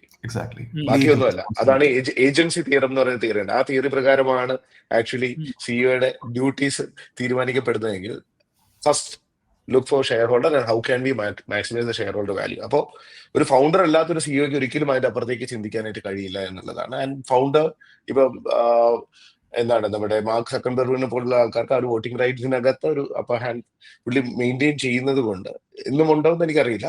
പക്ഷെ അത്തരം തീരുമാനങ്ങൾ എടുത്ത് മുമ്പിലേക്ക് പോകാനായിട്ട് ധൈര്യം കാണിക്കും എന്നുള്ളതാണ്. അതെ, അങ്ങനെയുള്ളവരെ ലോകത്തെ മാറ്റുള്ളൂ. ഇലോൺ മസ്കും അങ്ങനെ തന്നെയല്ലേ? അതെ. എന്റെ സ്റ്റോറി ഞാൻ കംപ്ലീറ്റ് ആക്കാം. അപ്പോ ഇതില് അന്നെല്ലാം ശരിക്കിന് ഈ AI പറയേണ്ടത് ഹ്യൂമാനിറ്റിക്ക് ഒരു നെഗറ്റീവ് ആകാൻ ചാൻസ് ഉണ്ട്, ആറ്റം ബോംബിനേക്കാൾ ഡേഞ്ചറസ് ആണെന്നൊക്കെ പറഞ്ഞിട്ട് ഇലോൺ മസ്കിന്റെ ഒരുപാട് കോട്ടുകൾ, ലൈക്ക് അവിടെ നിന്ന് വണ്ടി കയറാത്ത കുറെ ആൾക്കാരുണ്ട്. ഞാൻ എന്ത് AIനെ കുറിച്ച് ഇട്ട് കഴിഞ്ഞാൽ ഇവർ അത് കൊണ്ടുവന്നിട്ട് ഇലോൺ മസ്ക് ഇത് പറഞ്ഞിട്ടുണ്ട്, പവർഫുൾ ദാൻ ന്യൂക്സ് എന്ന് പറഞ്ഞിട്ടുണ്ട് പറഞ്ഞിട്ട്. പക്ഷെ ഇലോൺ മസ്ക് എന്താ ചെയ്തതെന്നറിയോ? പുള്ളിയുടെ എല്ലാ പ്രൊജക്ടുകൾക്കും ശരിക്കും AI അതിന്റെ ഒരു ബാക്ക് ബോൺ പോലെയാണ്. ഇപ്പോൾ ടെസ്ലയുടെ എല്ലാ അനൗൺസ്മെന്റുകൾ, ടെസ്ല കാർ കമ്പനി എന്നുള്ള ഫോക്കസിന്നേ മാറി. അവരിപ്പോ ബേസിക്കലി ഫിസിക്കൽ AI പ്രൊഡക്റ്റുകൾ ഉണ്ടാക്കുന്ന കമ്പനി എന്നാ പറഞ്ഞത്. ഞാൻ അന്തം വിട്ടു. എന്താ വെച്ചാൽ കുറച്ച് മുന്നേ റോബോട്ടിക് കമ്പനി എന്നുള്ള ബ്രാൻഡിങ് ആയിരുന്നു. ഇപ്പൊ അവരെ വിളിക്കുന്നത് AIയുടെ ഫിസിക്കൽ പ്രൊഡക്റ്റുകൾ ഉണ്ടാക്കുന്ന കമ്പനി. അപ്പൊ അത് it can be in the form of car. അത് അടുത്തത് ഹ്യൂമനോയിഡ് റോബോട്ട് ആവാം. അതല്ല ഇനി അതിന് വേണ്ടുന്ന ഡാറ്റാ സെന്റേഴ്സോ അല്ലെങ്കിൽ അതിനെ പവർ ചെയ്യാനുള്ള ഇവൻ ഇങ്ങനെ നല്ലൊരു ഇൻട്രസ്റ്റിംഗ് ടേക്ക് ഉണ്ട്. ഇപ്പൊ EV കാറുകളുടെ ബാറ്ററി ശരിക്ക് അത് വേസ്റ്റ് അല്ല. കാരണം നമ്മൾ ജനറലി ചിന്തിക്കുക ബാറ്ററിന്റെ വാറന്റി കഴിഞ്ഞാൽ പിന്നെ അത് മാറ്റാൻ വലിയ പൈസയാവും. അപ്പോൾ EV കാറുകൾ, ഞാൻ ഒരു EV സപ്പോർട്ടർ എന്നുള്ള രീതിയിൽ ചിന്തിക്കേണ്ട, EV യൂസ് ചെയ്യുന്ന ആളാണ്. അപ്പൊ നമ്മളെ എന്താ പറയാ ഇൻട്രസ്റ്റുകൾ ഓപ്പൺ ആക്കി പറഞ്ഞാണ്, ലൈക്ക് അങ്ങനെ ചിന്തിക്കുമല്ലോ. ഞാൻ അതുകൊണ്ടാ പറയേണ്ടതെന്ന്. അതല്ല, ഇത് പറയുന്നത് എന്താ വെച്ചാൽ ബാറ്ററികൾ അധികവും മാറ്റുക. അപ്പൊ നമ്മൾ ഫോണിനായിട്ട് കമ്പയർ ചെയ്താൽ മതി. ഫോണ് നമ്മൾ ബാറ്ററി അധികവും മാറ്റുക. ഒരു 80% താഴത്തേക്ക് എഫിഷ്യൻസി കുറഞ്ഞാലാണ് നമ്മൾ ബാറ്ററി സ്വാപ്പ് ചെയ്യുക. പക്ഷെ സ്റ്റിൽ അത് 80% എഫിഷ്യന്റ് ആണ്. അപ്പൊ ആ 80% എഫിഷ്യൻസി ഉള്ള സംഭവത്തെ നമുക്ക് എന്ത് ചെയ്യാൻ പറ്റും? ഡാറ്റാ സെന്റർ പവർ ചെയ്യാനോ അല്ലെങ്കിൽ മറ്റുള്ള കാര്യങ്ങൾക്കൊക്കെ വേണ്ടിയിട്ട് വീണ്ടും, അതായത് അതിന് ഒരു സെക്കൻഡ് ലൈഫ് കൊടുക്കാൻ പറ്റും. അപ്പൊ അങ്ങനെ സെക്കൻഡ് ലൈഫ് കൊടുക്കുകയാണെന്നുണ്ടെങ്കിൽ ടെസ്ലയ്ക്ക് വെരി ക്ലിയർ അഡ്വാൻറ്റേജ് ഉണ്ട്. മില്യൺസ് ഓഫ് കാറുകൾ മാർക്കറ്റിലുണ്ട്, ജിഗാ ഫാക്ടറികളുണ്ട്. അപ്പോ ഈ ഇലോൺ മസ്ക് ഇയാള് ലോകത്തിലെ ഏറ്റവും റിച്ചസ്റ്റ് പേഴ്സൺ ആണ് എന്നുള്ളത് മാത്രമല്ല, അയാളുടെ എബിലിറ്റി ടു ഡു എന്താ പറയാ എക്സിക്യൂട്ട്, അത് ഭയങ്കര സംഭവമാണ്. അതായത് ബ്രൂട്ട് ഫോഴ്സ് ചെയ്തിട്ട് ഇയാള് വലിയ ഗ്രാൻഡ് സ്കീമുകൾ എക്സിക്യൂട്ട് ചെയ്യുന്നത് ശരിക്കും ഭയങ്കര കൗതുകമുള്ള ഒരു കാര്യം. അത് എനിക്ക് മനസ്സിലായിട്ടില്ല. ഇത്ര അയാൾ എപ്പോ ഫണ്ട് റേസ് ചെയ്യുകയാണെങ്കിലും ആ ഫണ്ട് ഓവർ സബ്സ്ക്രൈബ്ഡ് ആണ്. അതായത് എല്ലാവരും കൊടുത്തിട്ട് പൈസ ഡംപ് ചെയ്യുന്നുണ്ട്. പിന്നെ എന്ത് പ്രോജക്റ്റ് വേണ്ടതൊക്കെ പുള്ളി ചെയ്യുന്നുണ്ട്. ട്വിറ്ററും എക്സിനെയും എക്സയും ഒരുമിച്ചാക്കിയണ്ടല്ലേ. അതേപോലെ പണ്ടത്തെ സോളാർ കമ്പനിയെ ടെസ്ല കമ്പനി ടെസ്ല വാങ്ങിച്ചു ഫോർ ബില്യൺസ് ഡോളേഴ്സ്, പണ്ടത്തെ സോളാർ കമ്പനിനെ. പുള്ളി വേണ്ടതങ്ങ് ചെയ്യുന്നു. ബാക്കി ലീഗൽ ഇഷ്യൂസും ബാക്കിയുള്ള വിഷമങ്ങളൊക്കെ പുറകെ വരട്ടെ എന്നുള്ള രീതിയിലാണ് പോകുന്നത്. ഈ ലീഗൽ ഇഷ്യൂ പറഞ്ഞപ്പോഴാണ് അത് നമുക്ക് ഒന്ന് വരാനുണ്ട്. അന്നത്തെ ട്വിറ്റർ വാങ്ങിയപ്പോഴുള്ള ലീഗൽ ഇഷ്യൂവിനെ കൊണ്ട് പുറത്തായ ഒരു ചങ്ങാതി ഉണ്ടായിരുന്നല്ലോ, അയാളുടെ സ്റ്റാർട്ടപ്പിനെ കുറിച്ച് നമുക്കൊന്ന് ചർച്ച ചെയ്യാനുണ്ട്. അപ്പൊ ഞാൻ ഇവിടെ ഇത് വിഷയം എന്തായിരുന്നു വെച്ചാൽ, ഈ ചങ്ങാതിയുടെ ഇപ്പോഴത്തെ ഒരു സ്റ്റാർട്ടപ്പ് ഉണ്ടല്ലോ, ഐ മീൻ ഡാറ്റ കൊളാസസ് എന്ന് പറഞ്ഞിട്ട് പുള്ളിക്ക് ഒരു ഡാറ്റാ സെന്റർ ഉണ്ട്. അതാണ് ഗ്രോക്ക് 4 ട്രെയിൻ ചെയ്തത്. ഇനി ഗ്രോക്ക് 5 വേണ്ടിയിട്ട് ഇയാൾ ഈ കൊളാസസ് 2 വരുന്നുണ്ട് അത്ര. 1 മില്യൺ എൻവിഡിയ ബ്ലാക്ക്വെൽ ചിപ്സ്, ഇന്നത്തെ ഏറ്റവും അഡ്വാൻസ്ഡ് ചിപ്പ്. 1 മില്യൺ എന്ന് പറയുമ്പോൾ ഫ്യൂ തൗസൻഡ് ചിപ്സ് ആണ് GPT-3 3.5 ഒക്കെ ട്രെയിൻ ചെയ്തിട്ടുണ്ടായിരുന്നത്. അപ്പോൾ 1 മില്യൺ ബ്ലാക്ക്വെൽ ചിപ്സ്, അതിന്റെ ഇൻവെസ്റ്റ്മെന്റ് തന്നെ എന്തോന്ന് ഒരു അത്രയും വലുതായിരിക്കും. പക്ഷെ ഇയാളിത് പുൾ ഓഫ് ചെയ്യുന്നത് ലൈക്ക് ഭയങ്കര സ്റ്റിൽ ഒരു മിസ്റ്ററി പോലെയാണെന്നൊക്കെ രീതിയിലൊക്കെ ഉണ്ട്. അപ്പോൾ ഇലോൺ മസ്കിന്റെ ഫാക്ടർ നിങ്ങൾ എങ്ങനെയാണ് AI കാര്യത്തിൽ കാണുന്നത്? Is he going to like ഇത് വിന്നർ ടേക്സ് ഓൾ മാർക്കറ്റ് ആണോ?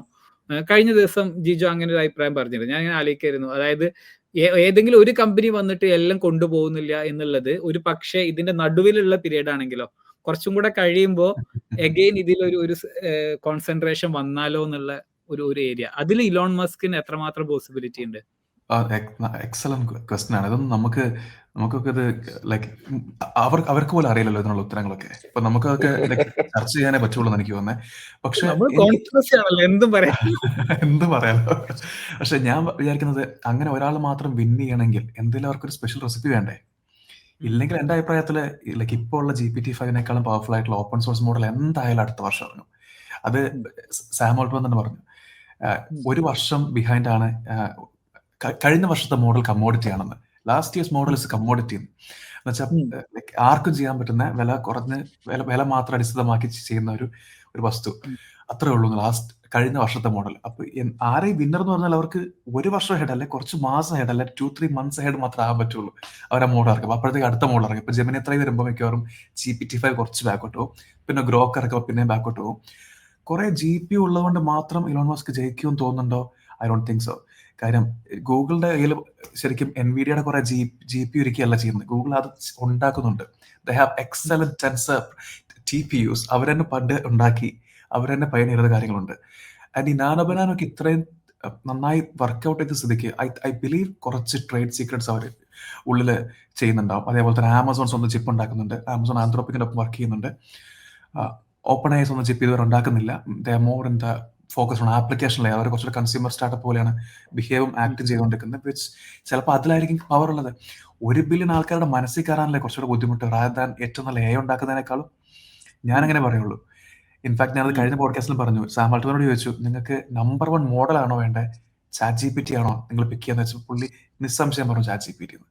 ഇതാണ് കുറച്ചുകൂടെ ബുദ്ധിമുട്ടാണ് ഉണ്ടാക്കാൻ എനിക്ക് തോന്നുന്നത്, ഈ യൂസർ ബേസ്. അപ്പോ ഗ്രോക്ക് ഇതുവരെ ചെയ്ത് വെച്ചിട്ട് നമുക്ക് നമ്മൾ എന്താ ഉപയോഗിക്കുന്ന ഗ്രോക്ക് ഉണ്ടാക്കി ഇതുവരെ അധികം ഒന്നും ഉപയോഗിച്ചിട്ടില്ല.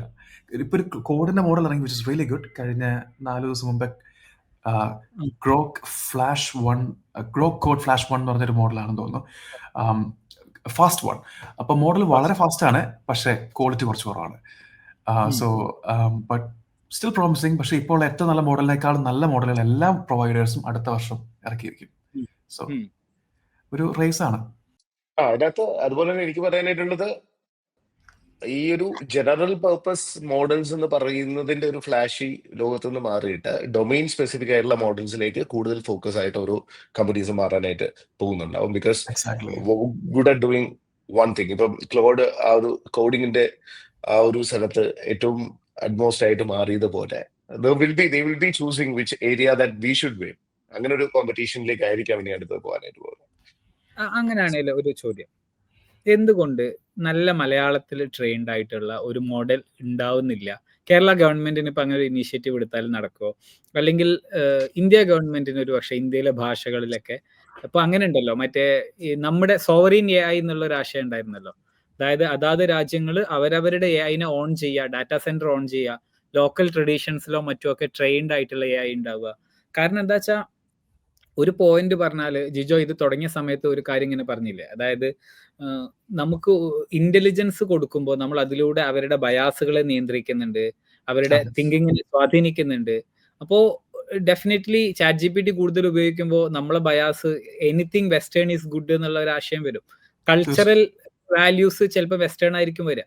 അത് നമുക്ക് നിർബന്ധമായിട്ട് പറ്റണം എന്നില്ല. ഇതിന് കുറെ ഇല്ല. റീസൺസ് ഉണ്ടാവും. ഇപ്പോ ഓരോ വിശ്വാസ സംഹിതകളും, ലൈക്ക് അത് എന്തും ആയിക്കോട്ടെ, ഭക്ഷണം ഒരു വിശ്വാസമാണല്ലോ. അപ്പോ അതെ.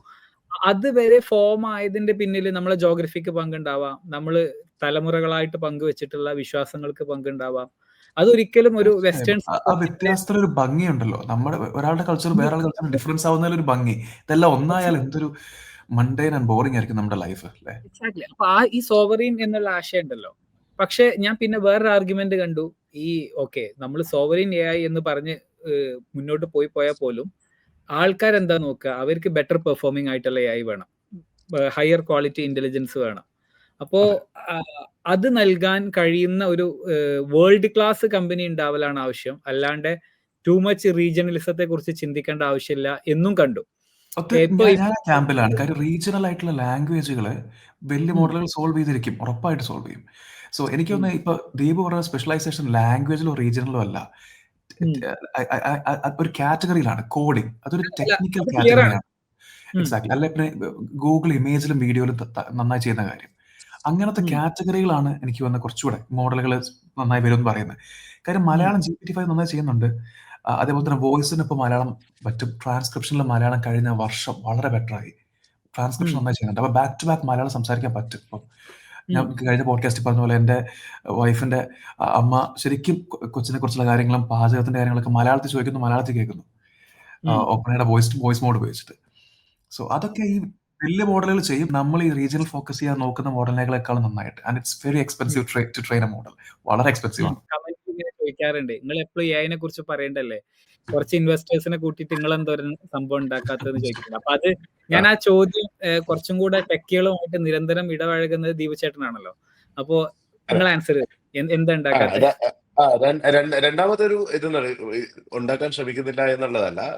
ICFOSS actually already they have a project, they are working on it. അപ്പോൾ അതുപോലെ തന്നെ ഇന്ത്യയിലും പിന്നെ ലോക്കൽ ലാംഗ്വേജിന് വേണ്ടിയിട്ട് വലിയൊരു ഡിവിഷൻ ഉണ്ട്. അതിനുവേണ്ടി വർക്ക് ചെയ്യുന്നതാണ്, ഇൻവെസ്റ്റ് ചെയ്യുന്ന ആൾക്കാർ. പക്ഷെ പ്രശ്നം എന്ന് പറയുന്നത് നമ്മളുടെ നാച്ചുറൽ ലാംഗ്വേജിലുള്ള കോൺവെർസേഷൻസിന്റെ മലയാളത്തിലുള്ള ഡേറ്റയുടെ അവൈലബിലിറ്റി ഒരു പ്രശ്നമാണ്. നമുക്ക് കൂടുതലും സാഹിത്യങ്ങളും പത്രവാർത്തകളും കാര്യങ്ങളും ഒക്കെയാണ് മലയാള ഡേറ്റയായിട്ട് ഇന്ന് ഇന്റർനെറ്റിൽ അവൈലബിൾ ആയിട്ടുള്ളത്. സോ നാച്ചുറൽ ലാംഗ്വേജ്, നാച്ചുറൽ കോൺവെർസേഷനിലേക്ക് ഇതിലേക്ക് വരണമെങ്കിൽ അത്രത്തോളം ഡേറ്റ നമ്മൾ പ്രൊവൈഡ് ചെയ്ത് കൊടുക്കേണ്ടി വരും. ഇപ്പം ഫോർ എക്സാമ്പിൾ നമുക്ക് വേണമെങ്കിൽ ഒരു ഡേറ്റ ഫാമിംഗ് ഒരു ചലഞ്ച് ആയിട്ട് തന്നെ ഓടാം. അതായത് നമുക്ക് മുത്തശ്ശിയുടെ അടുത്ത് കഥ കേൾക്കുന്നത് ബാക്കി ഓരോ ആൾക്കാരുടെ ഇതിനെ ഓഡിയോ ആയിട്ടും ടെക്സ്റ്റ് ആയിട്ടും ഒക്കെ അത്രത്തോളം ഡേറ്റ നമ്മൾ കൊണ്ടുവന്നു കഴിഞ്ഞാൽ മാത്രമേ നമ്മളുടെ കൾച്ചറും നമ്മളുടെ ലാംഗ്വേജും ഒക്കെ അത്രത്തോളം എയിലേക്ക് എത്തുള്ളൂ. ഇപ്പം പിന്നെ നേരത്തെ ജിജോ പറഞ്ഞു, ലോകത്തുള്ള ബിഗ് മോഡൽസ് അത് ഉറപ്പായിട്ടും ഇത് ബെറ്റർ ആയിട്ട് ചെയ്യുമെന്നുള്ള രീതിയിൽ നമ്മളിവിടെ സ്വന്തമായിട്ട് ചെയ്യാൻ ശ്രമിക്കുന്നതിനേക്കാളും നല്ലത്. പക്ഷെ ഒരു കാര്യം നമുക്കവിടെ ചെയ്യാനുള്ള ആക്ഷൻ ഉള്ളതെന്ന് പറയുന്നത് നമ്മുടെ കൾച്ചറും നമ്മളുടെ ലാംഗ്വേജും കൂടുതൽ ഡേറ്റ അതിലേക്ക് അവൈലബിൾ ആക്കി കൊടുക്കാനായിട്ടുള്ളൊരു ഒരു വലിയൊരു ആക്ടിവിറ്റി നമുക്ക് ചെയ്യേണ്ടി വന്നേക്കാം. അതെ, നമ്മളിപ്പോ സംസാരിച്ചുകൊണ്ടിരിക്കുന്ന മലയാളം പോഡ്കാസ്റ്റ് ഗൂഗിള് ജെമിനൈക്ക് വേണ്ടി ട്രെയിൻ ചെയ്യാൻ ഉപയോഗിക്കും. അത് വെച്ചിട്ട് നമ്മൾ പറയുന്ന കാര്യങ്ങളും നമ്മുടെ ഭാഷയും വെച്ച് മലയാളം ട്രെയിൻ ചെയ്യിപ്പിക്കുകയും ചെയ്യും. 2 വർഷത്തിൽ ഇത് ആക്ച്വലി ആ വരുന്ന ട്രാൻസ്ക്രിപ്ഷൻ മോഡലിന് ഈ ഡേറ്റ അവർ ഉപയോഗിച്ചിട്ടുണ്ടാവും തീർച്ചയായിട്ടും. അല്ല, അവര് യൂട്യൂബ് ചെയ്യുന്നുണ്ട് ഓൾറെഡി. ഇപ്പൊ AI ഡബിങ് വന്നിട്ടുണ്ട്. അപ്പൊ നമ്മുടെ കണ്ടന്റ് എല്ലാം എനിക്ക് ചെറിയ 30 മിനിറ്റിന്റെ താഴെയുള്ള കണ്ടന്റ് ഒക്കെ AI ഇപ്പൊ ഡബ് ചെയ്യുന്നുണ്ട്. അപ്പൊ നമ്മുടെ കണ്ടന്റ് കേട്ട വേറെ ആരോ പറയുന്ന പോലെയാണ്, നമ്മുടെ സൗണ്ട് അല്ല. ബട്ട് ദെൻ സൂണർ എന്താ വെച്ചാല് നമ്മുടെ അതേ ലാംഗ്വേജിൽ ഒരു പക്ഷെ അതേ. പക്ഷെ ഞാൻ പറഞ്ഞത് നമ്മുടെ ആശയങ്ങൾ കൂടെ, നമ്മളിപ്പോ ടെക്നോളജിയെ കുറിച്ച് ചർച്ച ചെയ്യുന്നു, നമ്മൾ സിനിമയെ കുറിച്ച് ചർച്ച ചെയ്യുന്നു, നമ്മൾ രാഷ്ട്രീയം ചർച്ച ചെയ്യുന്നു. പക്ഷെ മറ്റൊരുപാട് കാര്യങ്ങൾ നമ്മളുടെ കോർ ആയിട്ടുള്ള ആശയങ്ങൾ ഇപ്പോഴും ഇന്റർനെറ്റിൽ അത്രത്തോളമായിട്ട് അവൈലബിൾ ആയിട്ട് ഉണ്ടാവണം എന്നില്ല. അത്രത്തോളം ചർച്ചകൾ ഡാറ്റാ നടന്നിട്ടൊന്നുമില്ല.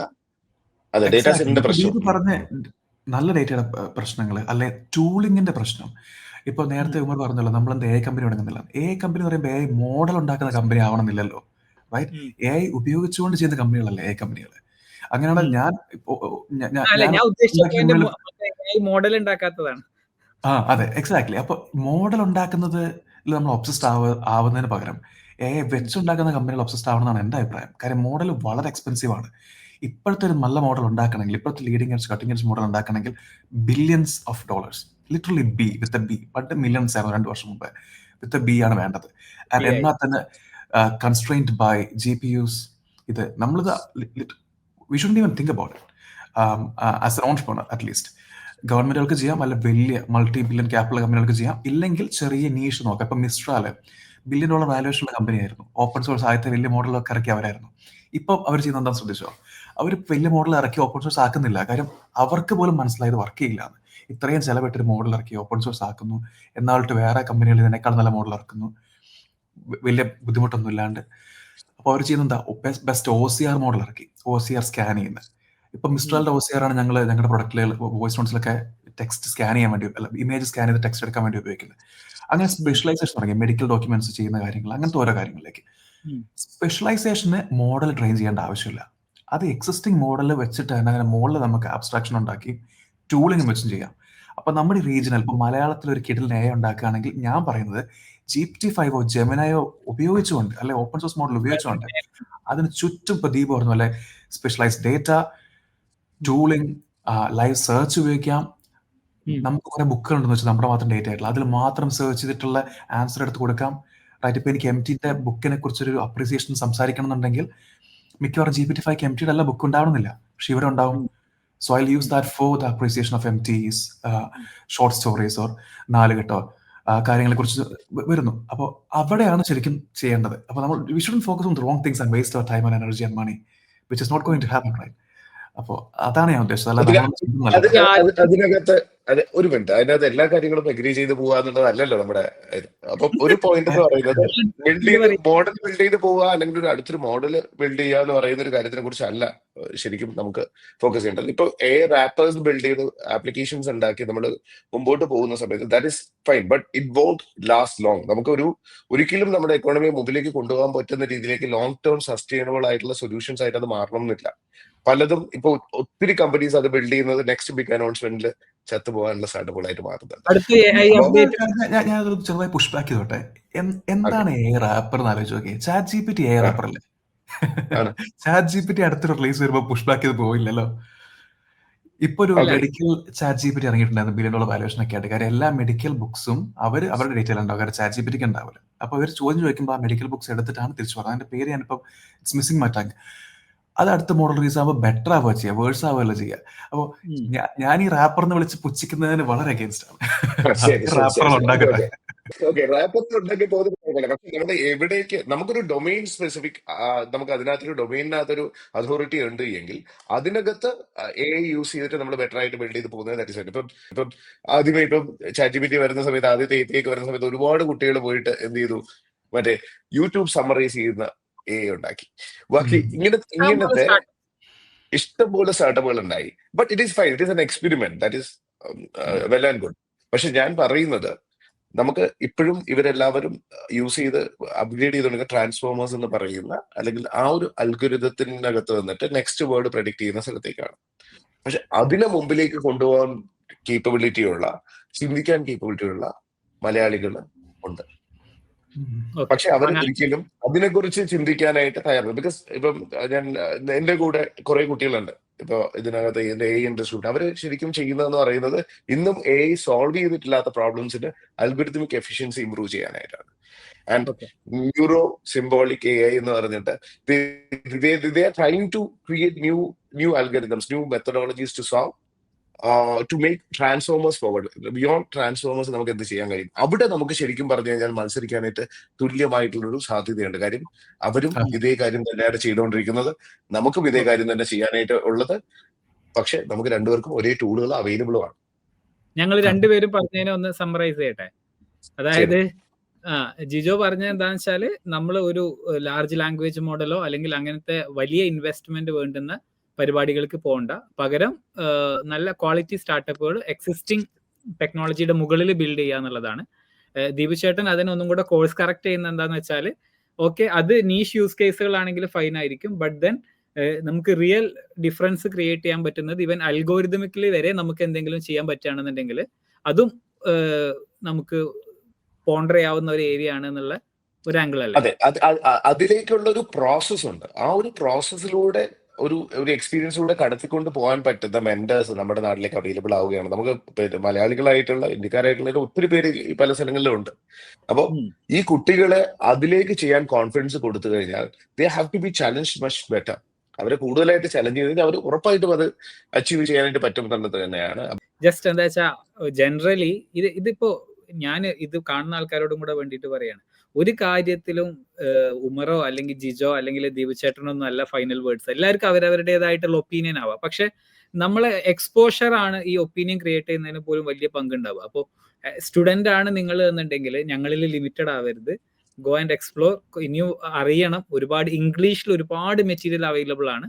നിങ്ങളുടെ എക്സ്പോഷർ കൂട്ടിയിട്ട് എന്താ പറയാ തീരുമാനങ്ങൾ എടുക്കുക, അല്ലാതെ ജസ്റ്റ് ഈ സംഭവം ഉണ്ടല്ലോ എന്നാ ഞാനും ചെയ്യുന്ന പറയുന്ന മാതിരത്തെ നമ്മള് സിനിമയിലെ ഹീറോസ് ചെയ്യുന്ന പോലെ അല്ല റിയൽ ലൈഫിൽ നമ്മൾ കാര്യങ്ങൾ പറയുമ്പോൾ. ചിലപ്പോ ഉമറിന്റെ ഒരു വർഷം മുമ്പത്തെ പോഡ്കാസ്റ്റ് ഇത് കാണുന്നവർ കണ്ടുപോക്കി കഴിഞ്ഞാൽ ചിലപ്പം എത്രത്തോളം ഡിഫറെന്റ് ആണ് ആ സമയത്തെ വ്യൂ ഈ സമയത്തെ വ്യൂ എന്ന് മനസ്സിലാക്കാൻ പറ്റുമായിരിക്കും. കാരണം വളരെയധികം മാറി. ഞാൻ വളരെ ഡിസ്ഗ്രി, അതെ എന്റെ ഒപ്പീനിയൻ വളരെയധികം മാറി. അപ്പൊ ഇനിയും മാറുമല്ലോ. അപ്പൊ ഇപ്പോൾ ഉള്ള ലാസ്റ്റ് വേർഡ് എടുക്കാൻ ചെയ്യാൻ പറ്റില്ല. പക്ഷെ ആ എവല്യൂഷൻ നമ്മളെ ഭയങ്കര ഹെൽപ്പ് ചെയ്തിട്ടില്ല. ആലോചിച്ച് നോക്കിയാൽ നമ്മൾ അന്നത്തെ ചിന്താഗതി മാറ്റിക്കൊണ്ടിരുന്ന ആ ഒരു തിങ് നമ്മൾ ഹെൽപ്പ് ചെയ്തിട്ടുണ്ട്. അപ്പോൾ ഇതൊന്നും നമുക്ക് തൽക്കാലം ഇഗ്നോർ ചെയ്തെല്ലാം ഒന്ന് സെറ്റിൽ ആവട്ടെ എന്നിട്ട് പോയി പഠിക്കാന്ന് വിചാരിച്ചിരുന്ന അതൊരു മിസ്റ്റേക്കാണ്. സോ ആ ഒരു പാത്ത്, ഈ ഒരു ജേർണി ഭയങ്കര രസമാണ്, ഫാസിനേറ്റിംഗ് ആണ്. അപ്പൊ അത് ഫോളോ ഓപ്പർച്യൂണിറ്റി ഉള്ളത് ശരിക്കും എല്ലാം കഴിഞ്ഞ് നോക്കുമ്പോ പിന്നെ അതിൽ പ്രത്യേകിച്ച് അവസരം ഒന്നും ഉണ്ടാവില്ലല്ലോ. എന്തില് ഫസ്റ്റ് മൂവർ അഡ്വാൻറ്റേജ് വെരി ക്ലിയർ ആണ്. എല്ലാവരും ഈ ഒരു ലെവലിൽ ചെയ്യണം. ഇതിനകത്ത് നമുക്ക് 3 ലെയേഴ്സ് ആയിട്ട് വെക്കാം. ഏറ്റവും ഒരു ലെയർ എന്ന് പറയുന്നത് എയുടെ ഏറ്റവും ലേറ്റസ്റ്റ് ആയിട്ട് ടൂൾസ് എടുത്ത് ഉപയോഗിച്ച് എഫിഷ്യന്റ് ആയിട്ടുള്ള ബിസിനസ് മോഡലുകൾ ബിൽഡ് ചെയ്യാൻ പറ്റുന്ന തരം ആൾക്കാരുണ്ടാവും. സെക്കൻഡ് വൺ എന്ന് പറയുന്നത് ആക്ച്വലി ഇന്ന് വന്നിരിക്കുന്ന എയുടെ ഏറ്റവും എഫിഷ്യൻസി നോക്കിയിട്ട് നല്ല യൂസ് കേസുകൾ എടുത്തിട്ട് അതിനകത്തേക്ക് ഒരുപാട് പ്രോബ്ലംസ് സോൾവ് ചെയ്യാനായിട്ട് പറ്റുന്ന സ്റ്റാർട്ടപ്പുകൾ ബിൽഡ് ചെയ്യാനുള്ള ഓപ്പർച്യൂണിറ്റി ഉണ്ടാവും. അതിന്റെ മുകളിലേക്ക് വരുന്ന ഒരു ലെയറിലാണ് ഞാനിപ്പോ പറഞ്ഞത്. ഏറ്റവും ലേറ്റസ്റ്റ് ആയിട്ട് ഇറങ്ങുന്ന റിസർച്ച് പേപ്പേഴ്സിനെ ഫോളോ ചെയ്തിട്ട് അതിനെ എടുത്ത് അപ്ലൈ ചെയ്ത് നോക്കിയിട്ട് ഇംപ്ലിമെന്റ് ചെയ്യാനായിട്ട് പരിശ്രമിക്കുന്ന തരം സ്റ്റാർട്ടപ്പുകൾ ഉണ്ടാകാൻ പറ്റും. അപ്പോൾ അവരുടെ ഒരു ഓറിയന്റേഷൻ എന്താണോ അതിനെ ബേസ് ചെയ്തിട്ട് is bringing that much abundance of opportunities എന്നുള്ളതാണ്.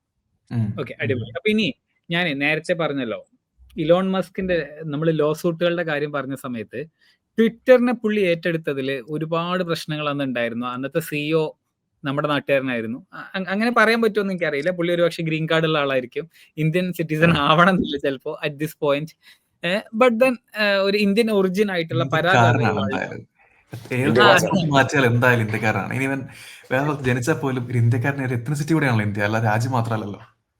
അല്ല, അത് ഒരു ഭയങ്കര ഹോട്ട് ടോപ്പിക് ആണ്. അത് അപ്പുറം വേറെ വിഷയമുള്ള കാര്യമാണ്. എന്ന് വെച്ചാൽ ഇന്ത്യ വിട്ട് കഴിഞ്ഞാൽ അവർ ഇന്ത്യനെ വിട്ടില്ലേ, അപ്പൊ നമ്മൾ അവരെ ഇന്ത്യക്കാരനായിട്ട് ഐഡന്റിഫൈ ചെയ്യണോ എന്നുള്ള ഒരു ചോദ്യം ഉണ്ടല്ലോ. നമ്മൾ ഐഡന്റിഫൈ ചെയ്തില്ലല്ലോ, അവർ ഇന്ത്യക്കാരനാണ്. ആരും ഐഡന്റിഫൈ ചെയ്തില്ലല്ലോ.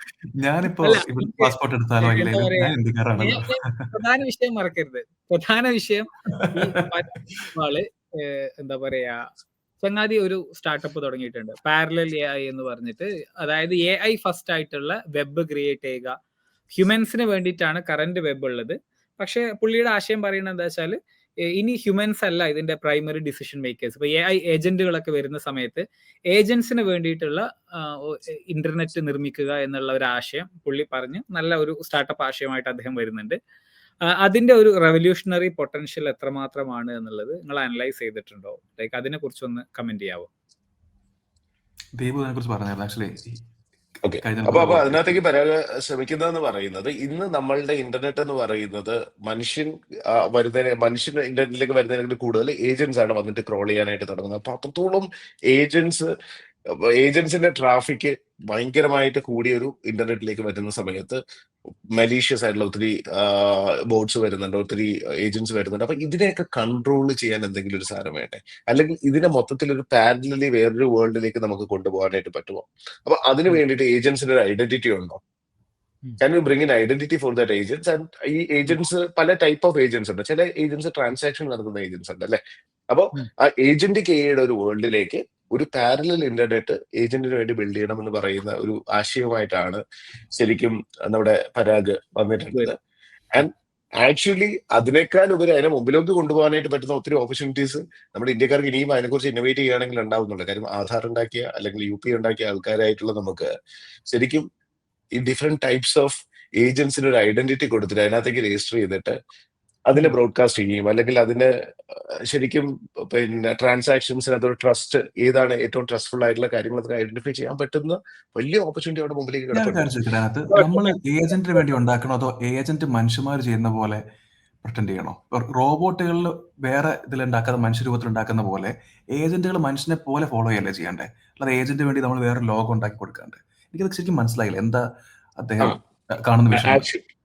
പുള്ളി കാണുന്ന വിഷൻ എന്ന് പറയുന്നത് ശരിക്കും ഇപ്പൊ എനിക്ക് ഇ കൊമേഴ്സ് വെബ്സൈറ്റ് ഉണ്ട്. സോ ഇ കൊമേഴ്സിനകത്തേക്ക് വന്ന ട്രാൻസാക്ഷൻസ് ചെയ്യാനായിട്ട് നേരത്തെ എന്ന് പറയുന്നത് SEO ട്രാഫിക് നമ്മൾ ഭയങ്കരമായിട്ട് ഇമ്പ്രൂവ് ചെയ്തിട്ട് കാര്യങ്ങളൊക്കെ വെച്ചിട്ടുണ്ടായിരുന്നു. ഇപ്പൊ ഭയങ്കര ട്രാഫിക് കഴിഞ്ഞ കുറച്ചു കാലമായിട്ട് കൂടിയിട്ടുണ്ട്. എന്നിട്ട് നോക്കുമ്പോഴത്തേക്ക് എന്താ സംഭവിക്കണമെന്ന് പറയുന്നത് ബൗൺസ് റേറ്റ് 3 മടങ്ങാണ് ഇൻക്രീസ് ചെയ്തേക്കുന്നത്.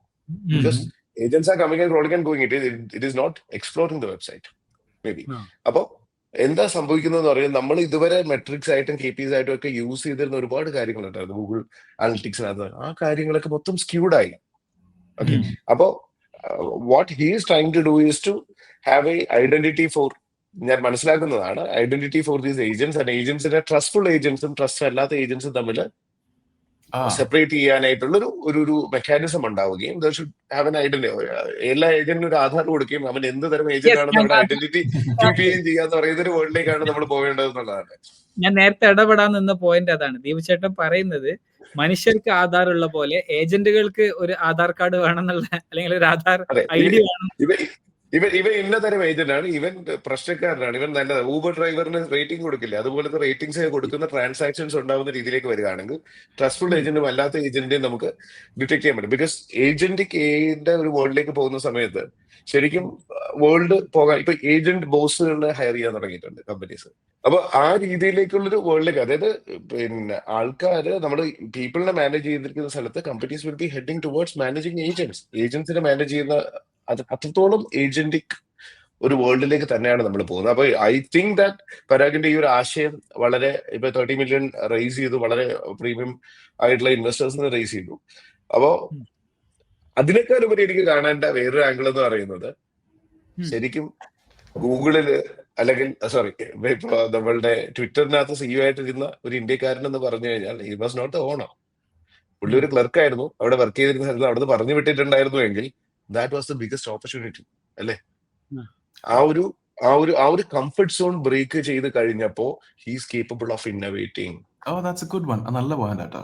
പുള്ളിയുടെ ഉള്ളിലെ founder because they have the potential towards that. And ആ ഒരു തീരുമാനം അവരുടെ പുറത്താക്കേണ്ട ആ തീരുമാനം വേണ്ടി വന്ന് പുള്ളിക്ക് അത് റിയലൈസ് ചെയ്യാൻ നല്ല ഫണ്ട് റൈസ് ചെയ്തു ഫ്രം ഗുഡ് പീപ്പിൾ, നല്ല പ്രസ് കിട്ടി. And I hope that അതുപോലെ ഇരിക്കുന്ന ഒരുപാട് ഇന്ത്യക്കാർ പല കമ്പനികളുണ്ട്. നിങ്ങൾക്ക് ഓർമ്മയുണ്ടോ ഇലോൺ മസ്ക് മറ്റേ ആ ചോദ്യം ചോദിച്ചത്, what did you get done this week എന്ന് പബ്ലിക് ആയിട്ട് ചോദിച്ചത്, ഈ ആഴ്ച എന്താ ചെയ്തെന്ന് ചോദിച്ചത്? അതൊരു മീമായിരുന്നു. അല്ല, ആ ഇൻസൾട്ട് പുള്ളി ഉയർത്തെഴുന്നേറ്റ് ഒരുപാട് സംഭവങ്ങൾ ഉണ്ടാക്കി. പക്ഷെ ഒരു ക്ലിയർലി ഞാൻ എന്താണെന്നറിയാം, ഇത് ഒന്ന് പറയുമ്പോൾ ബാലൻസ് ചെയ്യണല്ലോ. ഇൻസൾട്ട് കിട്ടിയ എല്ലാവരും കഴിച്ചിലാവാൻ പോണില്ല. ചിലരൊക്കെ ഇൻസൾട്ടിന് അർഹരായിരിക്കും. ചിലപ്പോൾ പരാഗ് ആ പോയിന്റിൽ അർഹനായിരിക്കാം കേട്ടോ, നമുക്കറിയില്ലല്ലോ. ആ പോയിന്റിൽ ഇലോൺ മസ്ക് പറയുന്ന സെറ്റ് ഓഫ് സ്റ്റാൻഡേർഡ്സിലേക്ക് ചിലപ്പോൾ ചങ്ങാതി ഉയർന്നിട്ടുണ്ടാവില്ല. He might have realised that later. എന്തായി പുള്ളിയുടെ എപ്പോഴും ഇലോൺ മസ്കിനോട് ഭയങ്കരമായിട്ടൊരു താല്പര്യവും ഒരു അടുപ്പവും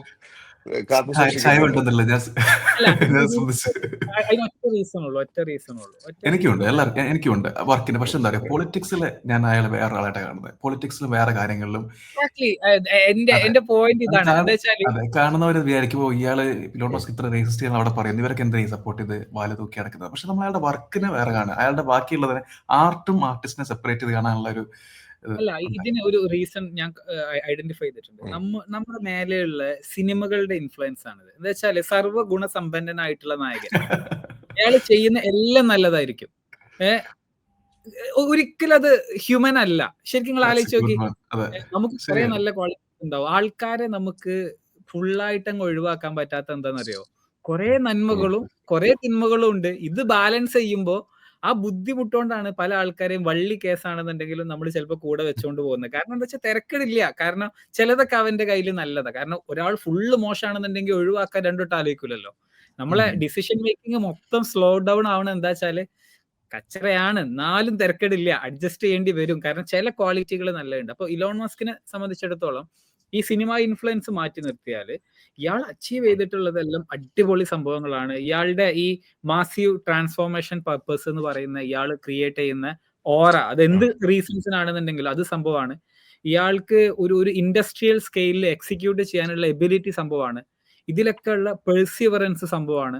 അതൊന്നും ശരിക്കും നമ്മൾ ഈ 996 എന്നൊക്കെ പറയേണ്ട ചൈന കുറ്റം പറഞ്ഞ ചൈന കുറ്റം പറഞ്ഞല്ല, ചൈന ഇംപ്ലിമെന്റ് ചെയ്തത് ഇന്ത്യയിൽ കുറ്റം പറഞ്ഞ, അതായത് നമ്മളെ നാരായണമൂർത്തി ഒന്ന് കമന്റ് ചെയ്തപ്പോ അതിനെ ബേസ് ചെയ്തിട്ട് ഇവിടെ ഒരുപാട് സിംഹങ്ങൾ ഉയർന്നിട്ട് മൂപ്പരെ എന്താ പറയാ മോശമാക്കിയിട്ടുണ്ട്. ബട്ട് ദെൻ അത് ശരിയാണ്, പുള്ളി ഒരു കോർപ്പറേറ്റ് കമ്പനിക്ക് പോയിട്ട് ആൾക്കാർ ഇങ്ങനെ വർക്ക് ചെയ്യണം എന്ന് പറഞ്ഞു കഴിഞ്ഞാൽ ആൾക്കാർ ചിലപ്പോൾ ചെയ്യില്ല. But then being A founder, സ്വന്തം കമ്പനി ആണെന്നുണ്ടെങ്കിൽ ചിലപ്പോൾ ആ ഫൗണ്ടർ ചെയ്യും. കാരണം അത് ആ സ്പിരിറ്റ് ഡിഫറെന്റ് ആണല്ലോ. അപ്പോ ഞാൻ ആ ചോദ്യത്തിലേക്ക് ഉമനോട് ഞാൻ പറഞ്ഞൊരു പോയിന്റ് എന്ന് പറയുന്നത് ഇതൊന്നും അല്ല.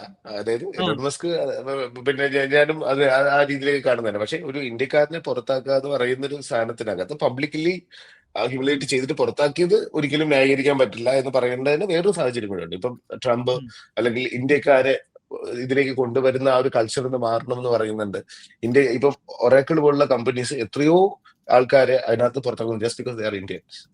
And what I want to make a point is, പരാഗിന്റെ ഒരു ഉദാഹരണം വെച്ചിട്ട് തന്നെ എനിക്ക് പറയണമെങ്കിൽ that is the biggest opportunity. നിങ്ങൾക്ക് ഓരോ ആൾക്കാർക്കും അവരുടേതായ ഐഡന്റിറ്റി കണ്ടെത്തിയിട്ട് അത്രത്തോളം കാര്യങ്ങൾ സോൾവ് ചെയ്യാൻ അവിടെ കിടപ്പുണ്ട്. ഇന്ന് കോളേജ് കുട്ടികൾ പോലും ഇതിലേക്ക് വരുന്ന സ്ഥലത്ത് അതിനെ പ്രോപ്പറായിട്ട് പിന്നെ ഒരു ഓപ്പർച്യൂണിറ്റി ആയിട്ട് മാറട്ടെ എന്നുള്ളതാണ് എന്റെ ആഗ്രഹം. അല്ല, അത് അങ്ങനെ തന്നെ ആയിക്കോട്ടെ. ഈ ഇലോൺ മസ്ക് ശരിക്ക് പറഞ്ഞിട്ടുള്ളത് പുള്ളിയുടെ സ്റ്റാർട്ടപ്പ് സാധ്യമായത് പോലും ഇന്ത്യക്കാര് ഉൾപ്പെടെയുള്ള ആൾക്കാർ വന്നിട്ടാണ്. ടെസ്ലയുടെ ഓട്ടോ പൈലറ്റിന്റെ ചീഫ് എഞ്ചിനീയർ ഒരു ഇന്ത്യക്കാരനാണ്. ഇന്ത്യക്കാര് സംഭവമാണ് എന്നുള്ളത് മസ്ക് പറഞ്ഞിട്ടുണ്ട്. നിങ്ങൾ മസ്ക് പരാഗിനെ പറഞ്ഞപ്പോ കൊള്ളുകയും ബാക്കി പറഞ്ഞപ്പോ അത്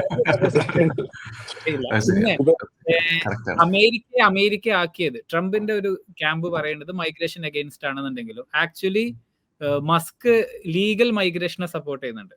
ഇപ്പോ ഈ H1B വിസയാണ് ഇന്നത്തെ അമേരിക്ക ഉണ്ടാക്കിയത് എന്നൊക്കെ പറഞ്ഞിട്ട് പുള്ളിയുടെ സംഭവങ്ങളൊക്കെ ഉണ്ട്. അപ്പൊ നമ്മൾ ആ ആംഗിളും കൂടെ കാണണല്ലോ. ബട്ട് ദെൻ എല്ലാത്തിലും ജോലിക്കാര് വേണം, തലപ്പത്ത് വേണ്ട.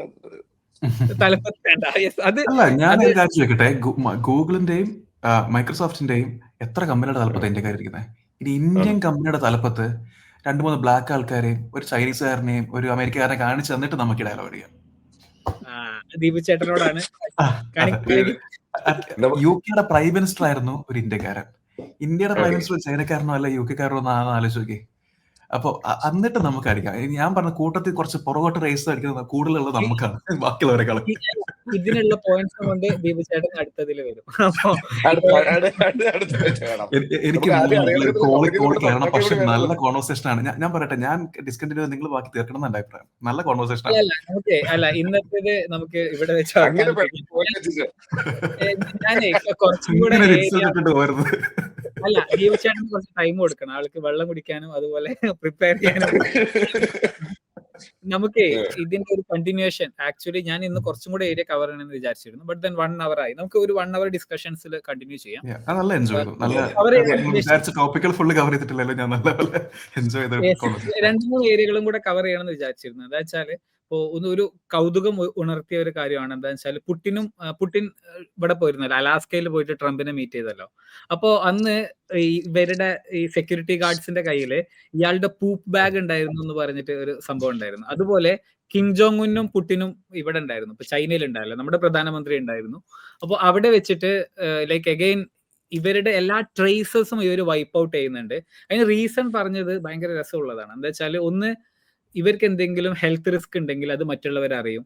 മാത്രമല്ല ഇവരുടെ ഈ പൂപ്പൊക്കെ നോക്കിക്കഴിഞ്ഞാൽ, നമ്മൾ ബോഡിയുടെ എക്സ്ക്രീറ്റ വാച്ച് ചെയ്ത് കഴിഞ്ഞാൽ ഇയാളുടെ മെഡിക്കൽ സ്റ്റാറ്റ്സ് മാത്രമല്ല, ഇയാളെ എങ്ങനെ കൺട്രോൾ ചെയ്യണമെന്ന് കിട്ടും, ഇയാളുടെ ഡിസിഷൻ മേക്കിംഗ് കിട്ടും എന്നൊക്കെ പറഞ്ഞിട്ട് ഭയങ്കര വിവിഡ് ആയിട്ടുള്ള ഒരുപാട് തിയറികൾ കണ്ടു. ബട്ട് ദെൻ ഞാൻ അതിനെ കുറിച്ച് റിസർച്ച് ചെയ്ത സമയത്ത് അതിൽ റിയാലിറ്റി ഉണ്ട്. എന്താ വെച്ചാൽ future of personal care, health care എന്നൊക്കെ പറഞ്ഞിട്ട് ഇവൻ നല്ല രസമുള്ള ഒരു സംഭവം കൂടെ ഉണ്ടായി. ഇവര് മൈക്കിൽ സംസാരിക്കുകയാണ്, അതായത് ആളുകൾ ഇനി 150 വർഷം വരെ ജീവിക്കില്ലേ എന്ന്. അതായത് നിങ്ങൾ ആലോചിക്കേണ്ടത് ഒന്ന് ചൈനയുടെ ഹെഡും ഒന്ന് റഷ്യയുടെ ഹെഡും ഇവർ പരസ്പരം പറയുന്നത് ആൾക്കാർ ഇനി 150 കൊല്ലം ജീവിക്കും. 2050 ഏറ്റവും വലിയ പോപ്പുലേഷൻ ക്രൈസിസ്, ആൾക്കാർ 60 വയസ്സിന് മുകളിലുള്ള ആൾക്കാർ അന്നത്തെ യൂത്തിനേക്കാൾ കൂടുതലായിരിക്കും.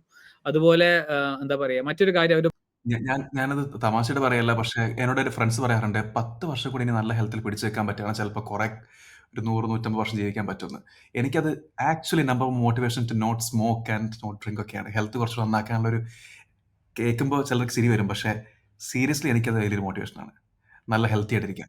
യെസ്, നമുക്ക് അവസാനിപ്പിക്കാം. ഇതിൽ കാര്യമുള്ളൂ, നല്ല കാലം വരും എന്ന് കരുതിയിട്ടാണ് നമ്മൾ പഠിക്കുന്നതും ആരോഗ്യം നോക്കുന്നതും ഒക്കെ.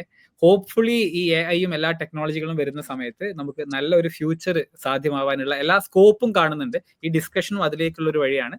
അടുത്ത എപ്പിസോഡിൽ നമുക്ക് ഹെൽത്ത് കെയറും എഡ്യൂക്കേഷനൊക്കെ ചർച്ച ചെയ്യുന്ന നല്ല ഒരു കണ്ടിന്യൂഷൻ ആയിട്ട് നമുക്ക് അടുത്ത എപ്പിസോഡ് ചെയ്യാം. Okay, thank you, bye. Okay, thank you, bye. Thanks.